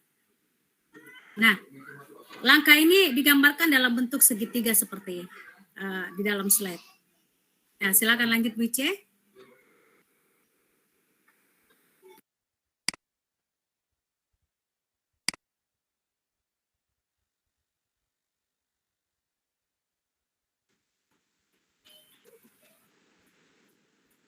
Ya, mohon maaf ada gangguan sedikit. Ya, Bapak Ibu sedikit lagi saya minta kita menyimak bersama, kita renungi kembali ya. Yang pertama, agak terlewat Bu Ice, bisa agak ini? Ya, baik. Pada gambar 1 ini, langkah-langkah segitiga restitusi dalam menghadapi masalah anak-anak, bagaimana memposisikan mereka untuk kembali kepada kestabilan identitasnya adalah tentu saja dengan menstabilkan identitas anak itu sendiri. Jika anak berbuat salah, maka ada kebutuhan dasar mereka yang tidak terpenuhi. Pasti ya, sudah seperti itu ya. Bagian dasar segitiga restitusi memiliki tujuan untuk merubah orang yang gagal karena telah berbuat kesalahan menjadi orang yang sukses. Kita harus mampu meyakinkan mereka dengan mengatakan kalimat bahwa semua hal salah itu hal yang manusiawi. Ya, ketika kita berhadapan dengan anak yang salah, kita tidak boleh langsung menjudge atau mengadili bahwa dia salah. Ini ada hal yang harus kita lakukan. Bagaimana caranya kita stabilkan dulu perasaannya. Karena dapat dipastikan bahwa anak ketika dipanggil oleh gurunya sudah pasti akan merasa dumba-dumba ya kata orang. Merasa berdebar-debar, ada ketakutan. Ya, dan ini bisa membuat jiwanya merasa down seperti itu. Ya, makasih Bu Halimah. Nah, bagaimana cara kita menstabilkan identitas anak tersebut? Tentu saja kita harus mengatakan bahwa berbuat salah itu hal yang manusiawi. Atau tidak ada manusia yang sempurna, nak. Bapak Ibu juga pernah berbuat salah. Kita pasti bisa menyelesaikan permasalahan ini. Bapak atau Ibu tidak tertarik untuk mencari tahu siapa yang benar dan siapa yang salah. Ibu lebih tertarik untuk menyelesaikan masalah kamu, nak. Jadi kalau kamu menyalahkan dirimu sendiri terus-menerus, apakah kamu bersikap baik pada dirimu sendiri? Ya, ini hal pertama yang harus kita lakukan ketika kita berhadapan dengan anak yang bermasalah. Selanjutnya, langkah yang kedua adalah memvalidasi tindakan yang salah. Di sini membantu siswa mengenali basic need atau kebutuhan yang ingin dipenuhinya ketika melakukan kesalahan itu. Karena pada dasarnya setiap tindakan manusia tujuannya adalah basic needs ya, power, freedom, love, and belonging, fun, and survival, yaitu kebutuhan dasar manusia. Nah, langkah kedua yang harus kita lakukan adalah memahami alasan kenapa anak tersebut melakukan hal tersebut. Jadi di sini kita dapat berkata bahwa kamu bisa saja kan melakukan hal yang lebih buruk, tapi kamu tidak melakukannya kan? Atau kamu pasti punya alasan mengapa melakukannya. Apa yang penting bagi kamu? Kamu boleh tetap berusaha menjaga sikap itu, tapi tambahkan sikap yang lain yang baru, yang lebih baik. Maukah kamu belajar cara lain untuk mendapat yang kamu butuhkan tanpa harus memukul? Jika anak ini memang pada saat itu masalahnya adalah memukul. Atau apakah kamu bisa melakukan yang lebih baik besok lagi? Nah, ini namanya memvalidasi tindakan yang salah. Jadi membuat anak-anak itu merasa nyaman, tidak merasa terancam dengan sikap kita yang membuat anak ini merasa ketakutan seperti itu. Nah, Bapak Ibu, ketika mereka sudah menemukan gambaran masa depannya, kita dapat membantu mereka untuk tetap fokus pada gambarannya. Ya, lanjut di langkah yang ketiga, yaitu menanyakan keyakinan. Bapak Ibu, ketika langkah 1 dan langkah 2 sukses dilakukan, maka anak akan siap untuk dihubungkan dengan nilai-nilai yang dia percaya. Karena pada tindakan yang salah, anak akan jujur kenapa dia melakukan hal tersebut. Kita tidak menzolimi atau kita tidak bisa menghakimi, tetapi kita tanyakan kembali masalah keyakinan kelas. Keyakinan kelas itu yang mana? Ini adalah hubungan dengan norma sosial dan nilai-nilai yang sudah kita sepakati di awal ketika kita baru pertama kali masuk dalam kelas. Ya, ini adalah lanjutan dari kesepakatan kelas, di mana kesepakatan kelas itu adalah kolaborasi antara guru kelasnya dan anak-anak. Jadi yang membuat kesepakatan adalah murid. Tadi Bu Ice sudah jelaskan, contohnya apa yang harus mereka lakukan selama 1 semester ini. Mereka menulis sendiri, mereka menempel sendiri, dan mereka sudah tahu konsekuensinya seperti apa. Kita tanyakan kembali tentang keyakinan kelas ini kepada anak yang bermasalah. Nah, lalu apa yang akan kita lakukan? Tentu saja kita akan bertanya kepada anak ini. Apa nilai yang kita percaya di kelas? Umpamanya anak ini dia ketiduran di dalam kelas. Ya. Tentu saja anak ini akan menjawab nilai tanggung jawab, nilai kedisiplinan jika dia terlambat datang ke sekolah. Jadi ada nilai dari keyakinan kelas ini yang memang dia sudah paham sehubungan dengan kesepakatan kelas yang mereka bikin sendiri. Kemudian kita akan tanyakan lagi, kelas yang ideal itu seperti apa sih? Jadi bukan kita yang menjawab Bapak Ibu ya, tapi anak ini sendiri yang akan menjawab. Dia akan katakan bahwa kelas yang ideal itu nyaman, seperti itu. Ya, nanti akan bervariasi jawaban dari anak-anak. Jadi kita gugah perasaannya untuk menjawab pertanyaan-pertanyaan dari apa yang kita ajukan sehubungan dengan menanyakan keyakinannya. Lalu kita tanya lagi, kamu ingin jadi anak seperti apa sih, Nak? Dia akan jawab, saya ingin jadi anak yang sukses, Bu. Ya, seperti itu. Apa yang kamu rasakan ketika kamu melakukan itu? Kamu menjadi orang yang seperti apa? Nah, dia akan jawab lagi. Sepertinya saya salah, Bu, ya, hari ini. Kok saya datang terlambat? Seperti itu. Dan saya janji, Bu, saya akan bangun pagi-pagi, saya akan berusaha untuk tidak terlambat lagi. Jadi anak sendiri yang menemukan solusi untuk itu. Nah, Bapak Ibu, melalui segitiga restitusi, kita dapat mewujudkan mereka menjadi murid yang merdeka. Tidak ada intervensi. Jadi di sini adalah student center learning. Kita hanya bertindak menuntun anak, menjadi fasilitator anak. Segala sesuatunya kita kembalikan lagi kepada bagaimana cara anak ini bisa berpikir secara kritis tentang dirinya terlebih dahulu. Seperti itu. Ya. Sebenarnya dalam IKM atau implementasi kurikulum merdeka, guru itu sudah tidak dibenarkan lagi untuk terlalu memberikan catatan. Karena kita berpatokan pada 6 dimensi profil pelajar Pancasila, berarti yang lebih diutamakan adalah pengembangan karakternya. Sehingga dia bisa menjadi anak yang berkarakter kuat, memiliki kedisiplinan positif ataupun budaya positif. Jadi terbangun dari sikap anak itu sendiri. Ya, ada beberapa yang harus kita lakukan terhadap anak, yaitu yang pertama, bagaimana caranya kita membuat dia menjadi mandiri. Kemudian bagaimana caranya dia bisa menjadi lebih kritis menanggapi semua hal-hal yang berhubungan dengan pelajaran kita. Jadi kita ungkap perasaan mereka. Sama halnya dengan ketika kita selesai mengakhiri pelajaran kita akan kembali tanya sebagai bentuk reflektif. Apakah kamu senang dengan pelajaran hari ini? Jadi kita tidak boleh lagi menjadi guru yang egois, bahwa apa yang kita ajarkan itu adalah semuanya yang benar. Tetapi bagaimana cara kita menginginkan anak ini menilai kita kembali sebagai bentuk reflektif. Dan itu harus kita hargai Bapak Ibu. Ya. Dan melalui segitiga restitusi tadi fokusnya bukan melihat kesalahan anak tetapi mencari solusinya. Baik. Untuk segitiga restitusi ini ataupun materi-materi lain tadi yang sudah saya jabarkan, nanti kita akan berlanjut ke sesi tanya jawab. Kita akan sharing ya.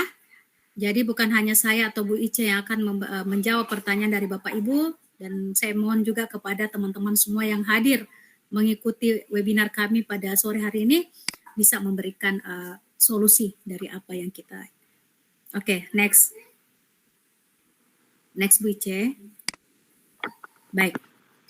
Sedikit Bu Halimah ya, karena pasti masih ada sedikit ganjalan. Bu Ice bisa tampilkan video Bu Ice masalah segitiga restitusi? Sedikit ya, supaya ada gambaran segitiga restitusi itu seperti apa. Walaupun saya tahu Bapak dan Ibu guru hebat ini pasti sudah melakukannya di sekolah. Ya, silakan disimak Bapak Ibu ya. Iya. Ya, sedikit Bu Halimah.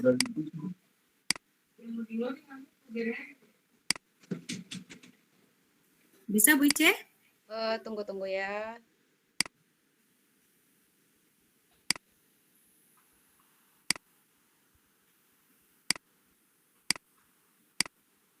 Ya, kalau memang tidak bisa Bu Ice sambil kita.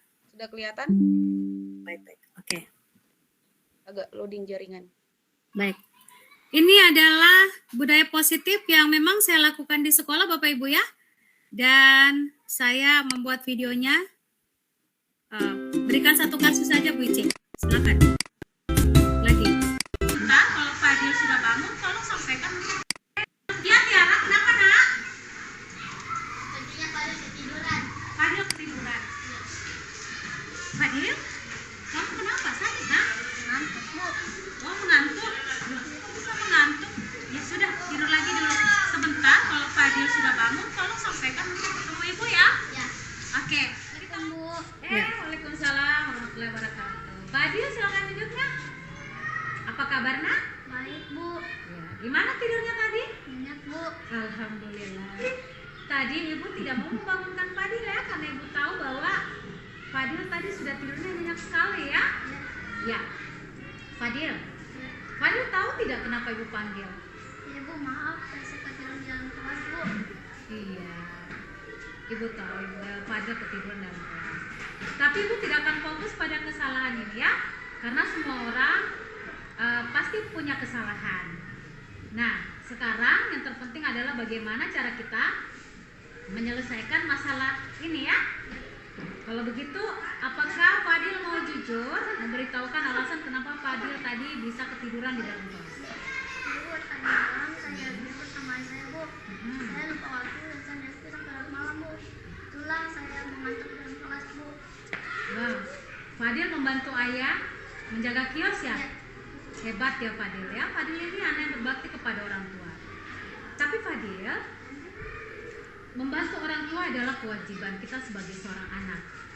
Hanya Fadil harus sadar juga bahwa Fadil saat ini adalah seorang pelajar yang fokus juga pada pelajaran ya. Berarti harus ya belajar untuk meraih cita-cita dan impian yang sudah Fadil rencanakan. Ya kan? Apakah Fadil mau menggapai impian dan cita-cita Fadil? Iya mau Bu. Baik. Nah, kalau begitu sekarang tolong kasih tahu Ibu. Kira-kira keyakinan kelas yang mana yang Fadil sudah langgar? Tidak memperhatikan dan fokus pada pelajaran yang diberikan. Iya betul sekali. Tidak fokus pada pelajaran yang diberikan. Ada nilai apa di sini yang Fadil langgar? Nilai fokus dan tidak memperhatikan pelajaran yang diberikan. Berarti betul sekali. Ada nilai tanggung jawabnya juga ya? Ya. Hari ini Fadil tidak mempertanggungjawabkan keyakinan kelas yang sudah kita sepakati bersama. Nah, apakah Fadil mau merubah semuanya menjadi lebih baik? Ya, Bu. Mau ya? Tolong kasih tahu Ibu, kira-kira solusi apa yang bisa Fadil berikan supaya kejadian ini tidak terulang kembali? Saya akan memberitahu ayah saya untuk tidak mengambil kios di dalam kamar Bu. Saya bisa fokus belajar dan meraih saya Bu. Apakah yakin? Saya yakin Bu. Bisa ya? Bisa. Ayahnya bisa menerima atau tidak? Bisa Bu. Insya Allah kalau gitu. Ibu salut terhadap Fadil ya. Selain menjadi anak yang berbakti, juga mau meraih impian dan cita-cita Fadil. Insya Allah semuanya bisa terlaksana ya. Nah, kapan kira-kira bisa diperbaiki kesalahannya? Besok Bu. Mulai besok dan seterusnya. Ibu akan berikan kesempatan kalau begitu kepada Fadil untuk melakukan ini. Semoga semuanya dipermudah oleh Allah dan Fadil tidak ketiduran lagi di dalam kelas ya.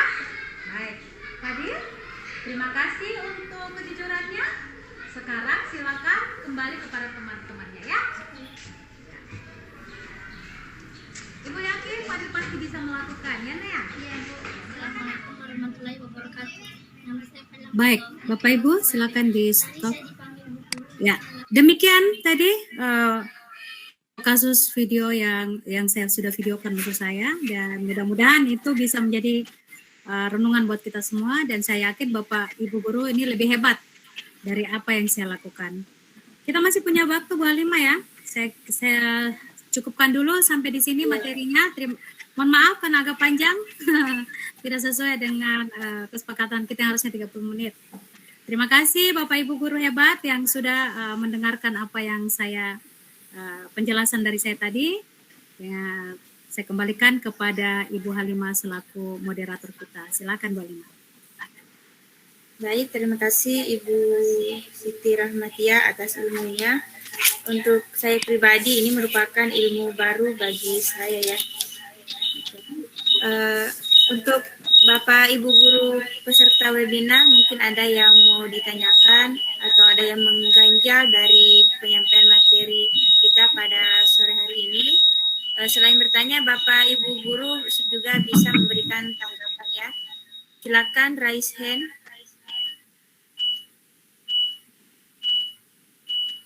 Ayo Bapak Ibu yang ingin bertanya langsung raise hand ya.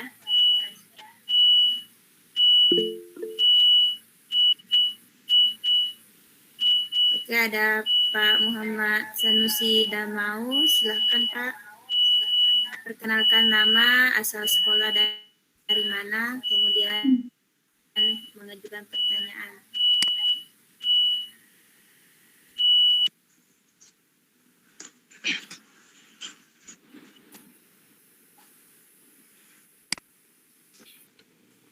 Pak, jangan lupa pertanyaannya di Ya, baik, terima kasih. materi siapa ya. Warahmatullahi wabarakatuh. Waalaikumsalam warahmatullahi wabarakatuh. Ya, saya sebagaimana telah disebutkan tadi, perkenalkan khususnya nama, sekedar mengulangi siapa tahu ada yang terlewat. Ya, nama saya Muhammad Sanusi Damau,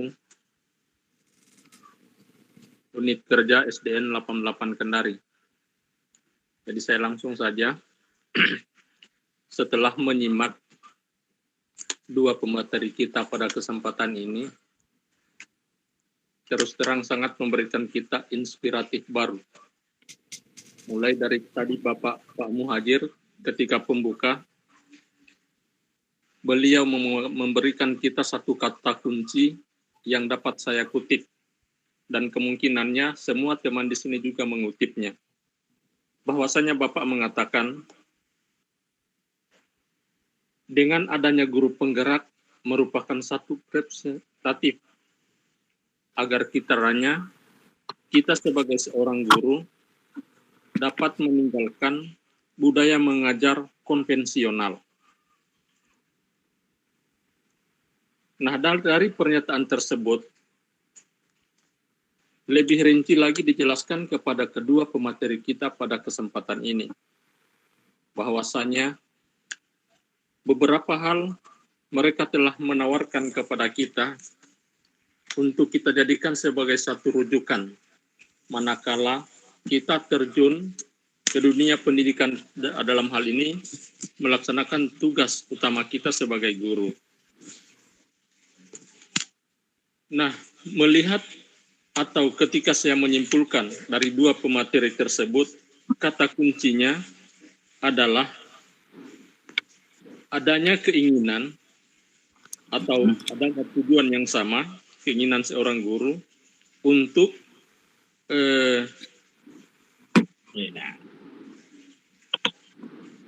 memberikan atau menumbuhkan karakter bagi peserta didik kita sesuai yang kita harapkan.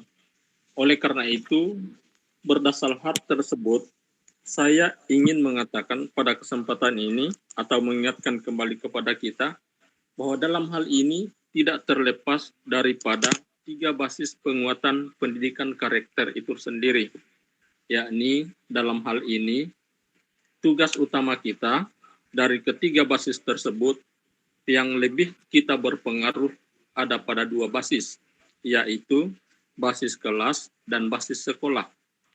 Namun dalam kaitannya hal tersebut, tak dapat kita pungkiri bahwa basis yang ketiga, basis masyarakat, merupakan satu basis kolaborasi yang sangat tidak dapat kita lepaskan.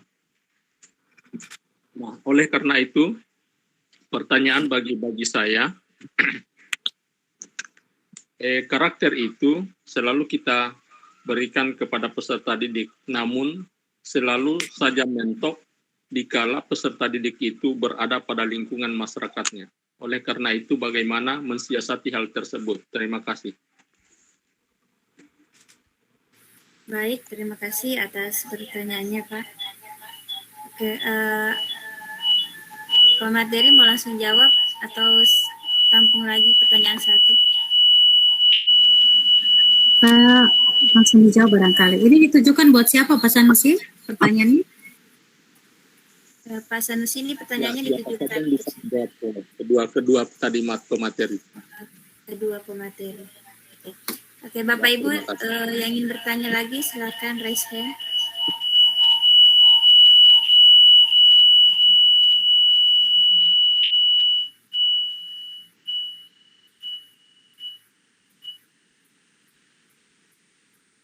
Oke, sembari menunggu penanya berikutnya, mungkin pemateri bisa menjawab dulu pertanyaan dari Bapak Muhammad Sanusi untuk menghusyankan waktu karena kita dibatasi oleh waktu. Mohon maaf tadi moderator pertanyaannya seperti apa? Ya, baik, saya ulangi, saya perjelas langsung pertanyaannya saja. Pertama, kita sebagai guru tidak terlepas dari 3 basis penguatan pendidikan karakter, yaitu kelas, sekolah, dan masyarakat. Nah, sekolah dan kelas itu merupakan bagian yang selalu kita lakukan. Tetapi tidak dapat kita pungkiri, karakter yang kita bangun di kelas dan sekolah itu terkadang mentok di masyarakat, sehingga kadang-kala kita dapatkan anak berbicara kotor dan sebagainya. Nah, pertanyaannya, bagaimana mengatasi hal tersebut? Iya. Bagaimana, moderator? Bu Siti, mungkin mau menjawab? Iya. Agak ini ya, suaranya ya. Oh iya, baik. Mungkin bisa langsung saya jawab, Ibu Halimah? Bisa, silakan. Oh iya.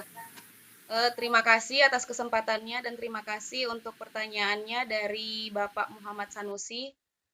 Pertanyaan yang memang selama ini menjadi dilema bagi para guru ketika guru itu sudah berupaya sangat baik untuk menuntun murid di sekolah, di kelas, tetapi yang menjadi penghalang terkadang adalah di lingkungan masyarakat. Ini memang menjadi dilema atau bisa saya bilang sebagai penyakit karena ketika kita para guru sudah mencoba berusaha menuntun murid untuk menjadi yang terbaik, untuk melakukan hal-hal yang positif di sekolah, untuk melakukan budaya positif di sekolah, tetapi di rumah murid ini terpengaruh atau dipengaruhi atau hal-hal yang budaya atau tingkah laku masyarakat yang tidak baik. Salah satu cara yang saya terapkan adalah, dan ini mungkin memang salah satu cara satu-satunya juga yang bisa diterapkan bahwa ketika kita ingin berhubungan dengan masyarakat, tentu saja kita harus pandai-pandai berkolaborasi. Bagaimana kita itu tidak hanya mengenal murid, tetapi mengenal orang tua murid, mengenal lingkungannya, bahkan mengenal lingkungan bukan hanya di sekolah, tetapi di lingkungan di luar sekolah. Misalnya saja, contohnya sekolah saya di SD 68 Kendari itu berada di kompleks perumahan warga. Jadi di situ kadang anak tidak langsung pulang ke rumah, tapi nongkrong dulu atau main dulu di taman. Nah, ini salah satu masalah. Anak di taman itu bisa saja menemukan hal-hal yang baik atau bisa juga menemukan hal-hal yang buruk. Di sini peran guru itu bisa menyambung atau berkolaborasi dengan masyarakat. Jadi guru itu bisa komunikasi yang baik dengan masyarakat, bisa bertanya, itu kebiasaannya apa saja kalau misalnya lagi nongkrong di taman? Kan di taman itu ada siapa yang nongkrong atau bertetangga dengan siapa, di rumah di taman itu, di sekitar taman rumah punya siapa, atau bahkan ada gurunya siapa. Di situ kita bisa bertanya langsung kebiasaan-kebiasaan murid kita yang bisa eh, menjadikan kita itu bahan refleksi. Kira-kira murid kita ini mau kita apakan atau kita mau tindak lanjuti apa? Atau kebutuhan-kebutuhan apa saja yang diperlukan oleh murid kita sehingga murid ini kadang itu melakukan kesalahan-kesalahan yang di luar kemampuan kita untuk mengatasinya. Contohnya saja saya kemarin, ini contoh pengalaman. Saya kemarin ada kasus menegur siswa karena ada kebiasaan positif di sekolah bahwa setiap selesai atau pulang sekolah, kami itu langsung khusus murid laki-laki wajib untuk sholat di masjid depan sekolah karena kebetulan sekolah dan masjid itu berhadapan. Jadi ada siswa yang saya tegur, siswa kelas 5 itu pura-pura berwudu langsung kabur. Kebetulan rumahnya di dekat sekolah, jadi saya panggil, kebetulan lewat, saya belum pulang sekolah, saya panggil. Sini Ibu Guru cerita, kenapa tadi tidak pergi? Saya tanya sesuai dengan susunan segitiga restitusi tadi. Terus ketika saya sementara berbicara, anak ini tiba-tiba kabur.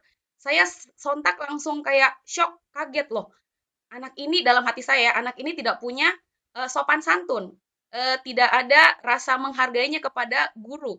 Nah, seketika itu kebetulan ada pedagang yang kebetulan ada juga di depan sekolah. Nah, dari situ saya berkomunikasi dengan pedagang ini, kenal dengan anak yang namanya ini, dia kenal. Terus saya tanya-tanya lebih lanjut, itu keluarganya bagaimana?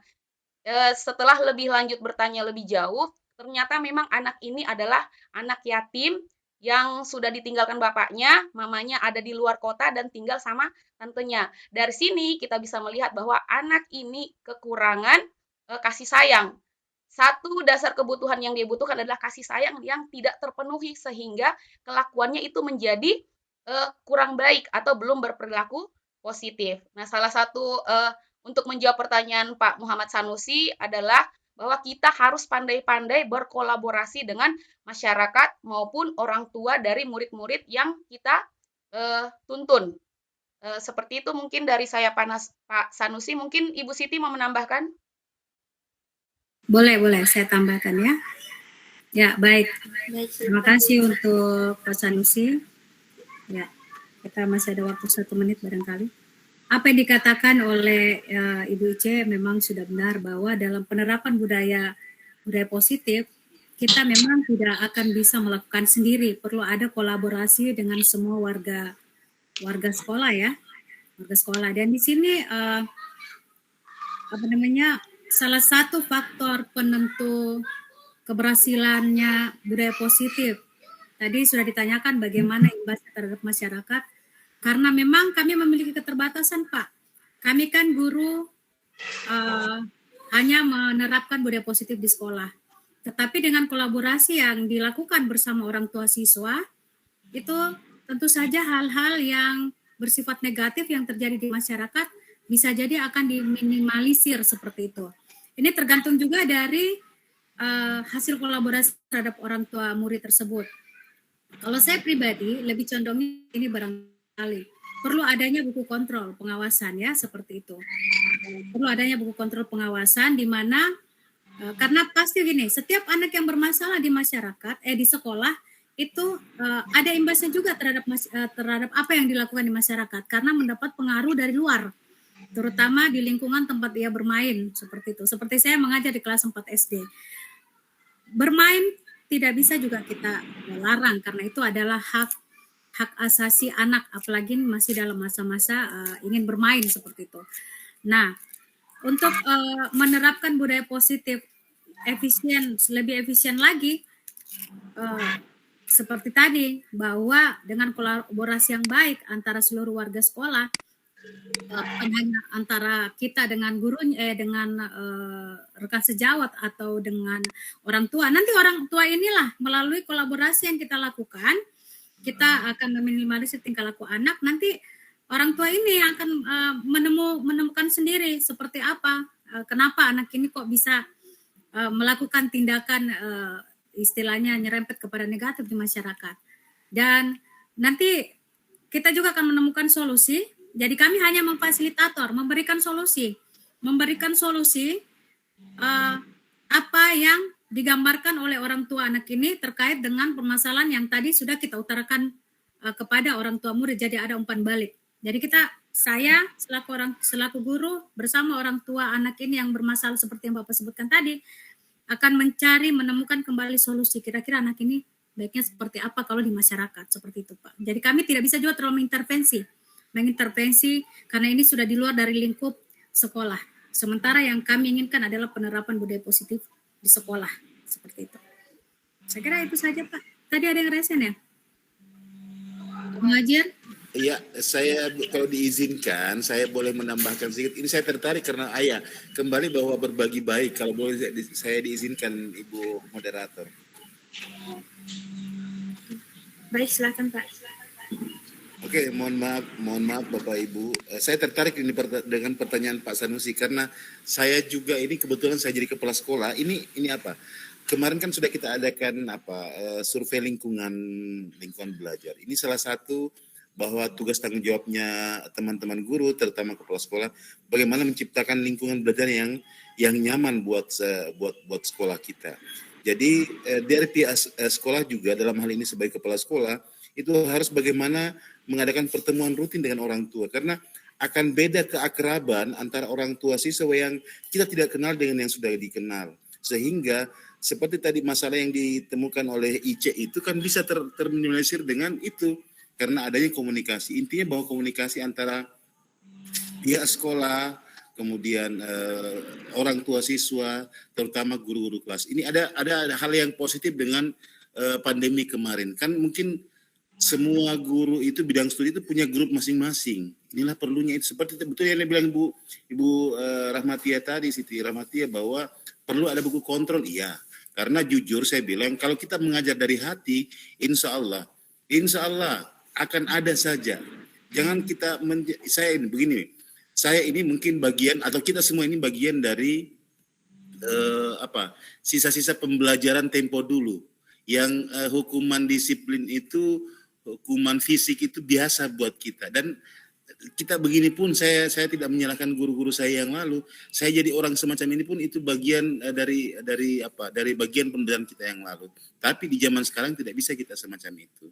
Jadi itu mungkin Pak Sanusi, jadi memang harus ada kolaborasi di situ antara orang tua, kemudian guru, kemudian pihak kepala sekolah. Jadi saya juga sarankan sebagai teman-teman guru, kalau ada hal semacam ini jangan kita selesaikan sendiri. Tolong kita komunikasi dengan pimpinan yang ada di sekolah masing-masing. Dalam hal ini kepala sekolah, sehingga dengan itu kemudian kalau di sekolah saya itu setiap hari Sabtu kami adakan rapat sebelum kita pulang, rapat dulu. Apa hal-hal baik yang sudah kita lakukan dalam 1 minggu ini, kemudian itu kita pertahankan. Apa yang perlu kita kembangkan itu semua. Jadi biasa ada teman-teman guru, Pak ini ada begini. Itulah kemudian yang kita panggil orang tuanya. Ini ada contoh satu kasus. 2 minggu yang lalu ada orang tua kelas 1 itu datang bawa motor, hampir masuk di dalam ruang kantor. Kemudian guru saya menegur, orang tuanya tersinggung. Orang tua itu tersinggung. Kemudian saya kasih tahu guru saya, tolong tandai siapa orangnya. Pas dia datang berikutnya saya panggil, saya ajak dulu bercengkerama, setelah itu saya ajak masuk diskusi di ternyata memang, ya itulah seperti tadi, ternyata masalahnya itu, masalah dari rumah, itu dibawa ke sekolah, karena ternyata anak itu kemenakannya, sementara anak ini, itu dititip sama orang tuanya, tidak dibiayai. Jadi ada pengaruh psikologis dengan terhadap orang itu. Kemudian saya dekatkan lagi, saya katakan begini, Pak, jangan tidak menutup kemungkinan kemenakannya Bapak itu menjadi orang hebat loh nanti. Alhamdulillah sampai hampir dia meneteskan air mata itu, dia terharu dengan itu. Alhamdulillah sekarang sudah terjalin lagi komunikasi. Jadi itu semua pengalaman Pak Sanusi. Jadi memang menciptakan lingkungan baru itu susah. Apalagi dengan sekarang anak-anak ini termasuk anak saya sendiri. Menghilangkan kebiasaan menggunakan gadget itu. Dan memang harus kita kontrol memang. Karena yang tadinya anak-anak dilarang membawa gadget ke sekolah, setelah adanya pandemi, diharuskan anak-anak melalui pembelajaran lewat daring. Ini akhirnya kita menggunakan itu susah memang. Jadi bagaimana kita membatasi. Jadi pintar-pintarnya teman-teman guru, saya yakin di sini semua guru-guru hebat yang ada di forum ini, insya Allah yang penting intinya komunikasi. komunikasi terhadap orang tua siswa, komunikasi terhadap kepala sekolah, dan mungkin jangan pecahkan sesuatu masalah dengan sendiri kita. Tidak akan bisa. Tidak akan bisa. Ini pesan saya ini, mohon maaf teman-teman. Jangan pecahkan masalah dengan sendiri, karena kita butuh orang lain untuk memecahkan masalahnya kita. Terkadang dengan bahasa orang lain, dengan pemasukan orang dengan pikiran orang lain, ternyata oh ini bisa kita lakukan, dan itu kemudian menjadi solusi. Jadi itu mungkin Pak Sanusi, ayo sini sama-sama kita bergerak demi anak bangsa. Sekali lagi saya titip pesan, ayo kita anggap mereka itu bukan orang lain, kita anggap itu anak kita sendiri. Dan insya Allah saya sudah rasa, saya kurang lebih 24 tahun menjadi guru siswa saya ada yang jadi teman sekarang, malah lebih hebat daripada saya, tapi dia tidak melupakan jasa seorang guru.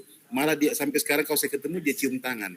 Dia polisi, pangkatnya sudah tinggi, alhamdulillah. Jadi itu Bapak Ibu. Oke, itu mungkin saja yang bisa saya sampaikan. Mohon maaf, saya terlalu banyak ini, saya tidak seharusnya mencampuri, tapi saya tertarik dengan pembahasan ini. Makasih. Assalamualaikum warahmatullahi wabarakatuh.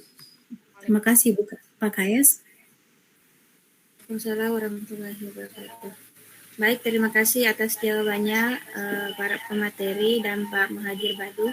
Memang sebagai seorang guru kita tentu memiliki peran untuk membangun atau mewujudkan budaya positif di sekolah. Oke, karena ini waktu sudah habis, jadi kita cukupkan saja ya, Ibu Rahmatia, Ibu Ice. Ya, kita foto bersama dulu barangkali. Oh iya, yang kameranya Ya, bisa. boleh. Ayo teman-teman guru hebat, silakan kameranya di-on-kan ya. Kita dokumentasi dulu sebelum kita menutup kegiatan kita pada sore hari ini. Tutup dulu Saya barangkali. formal dulu ya. Oke, sudah siap. 1, 2. Ya. Ditutup Oke, dulu 1, secara 2, 3.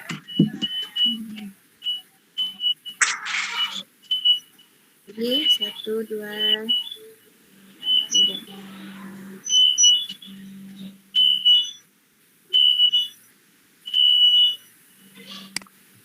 Lagi 1, 2, 3. Dari Ibu Ica atau Ibu Rahmatia mungkin ada slogan apa? Ya, sedikit saja barangkali. Sedikit buat Bapak dan Ibu guru hebat ya.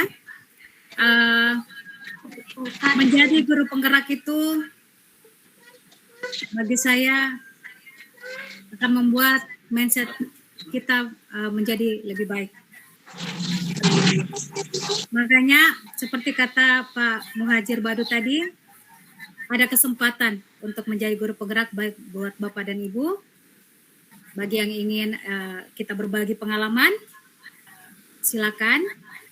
Kami akan membuka kesempatan untuk itu. Bukan berarti bahwa kami ini adalah guru-guru yang sok pintar, tidak. Tetapi memang ternyata ada perbedaan sedikit ketika kita menjadi guru penggerak. Karena di sini hati kita akan tergerak, bergerak dan menggerakkan. Ayo, maju terus guru Indonesia menuju profil pelajar Pancasila. Terima kasih. Terima kasih. Oke, kita cukupkan saja untuk kegiatan webinar kita pada sore hari ini. Mohon maaf bila terdapat banyak kekurangan. Jadi dan perannya mohon saya mohon maaf. Wabillahi taufiq wal hidayah. Assalamualaikum warahmatullahi wabarakatuh. Terima kasih sudah. Assalamualaikum warahmatullahi wabarakatuh. Terima kasih buat semua guru-guru hebat yang sudah. Foto dulu Bu Ice, bentukkan layarnya semua dulu sebagai bentuk arsip. Sudah, recordingnya di ini dulu. Bu Halimah record di ini, dihentikan recordnya. Sudah, baru kita foto lagi. Oh, saya dong yang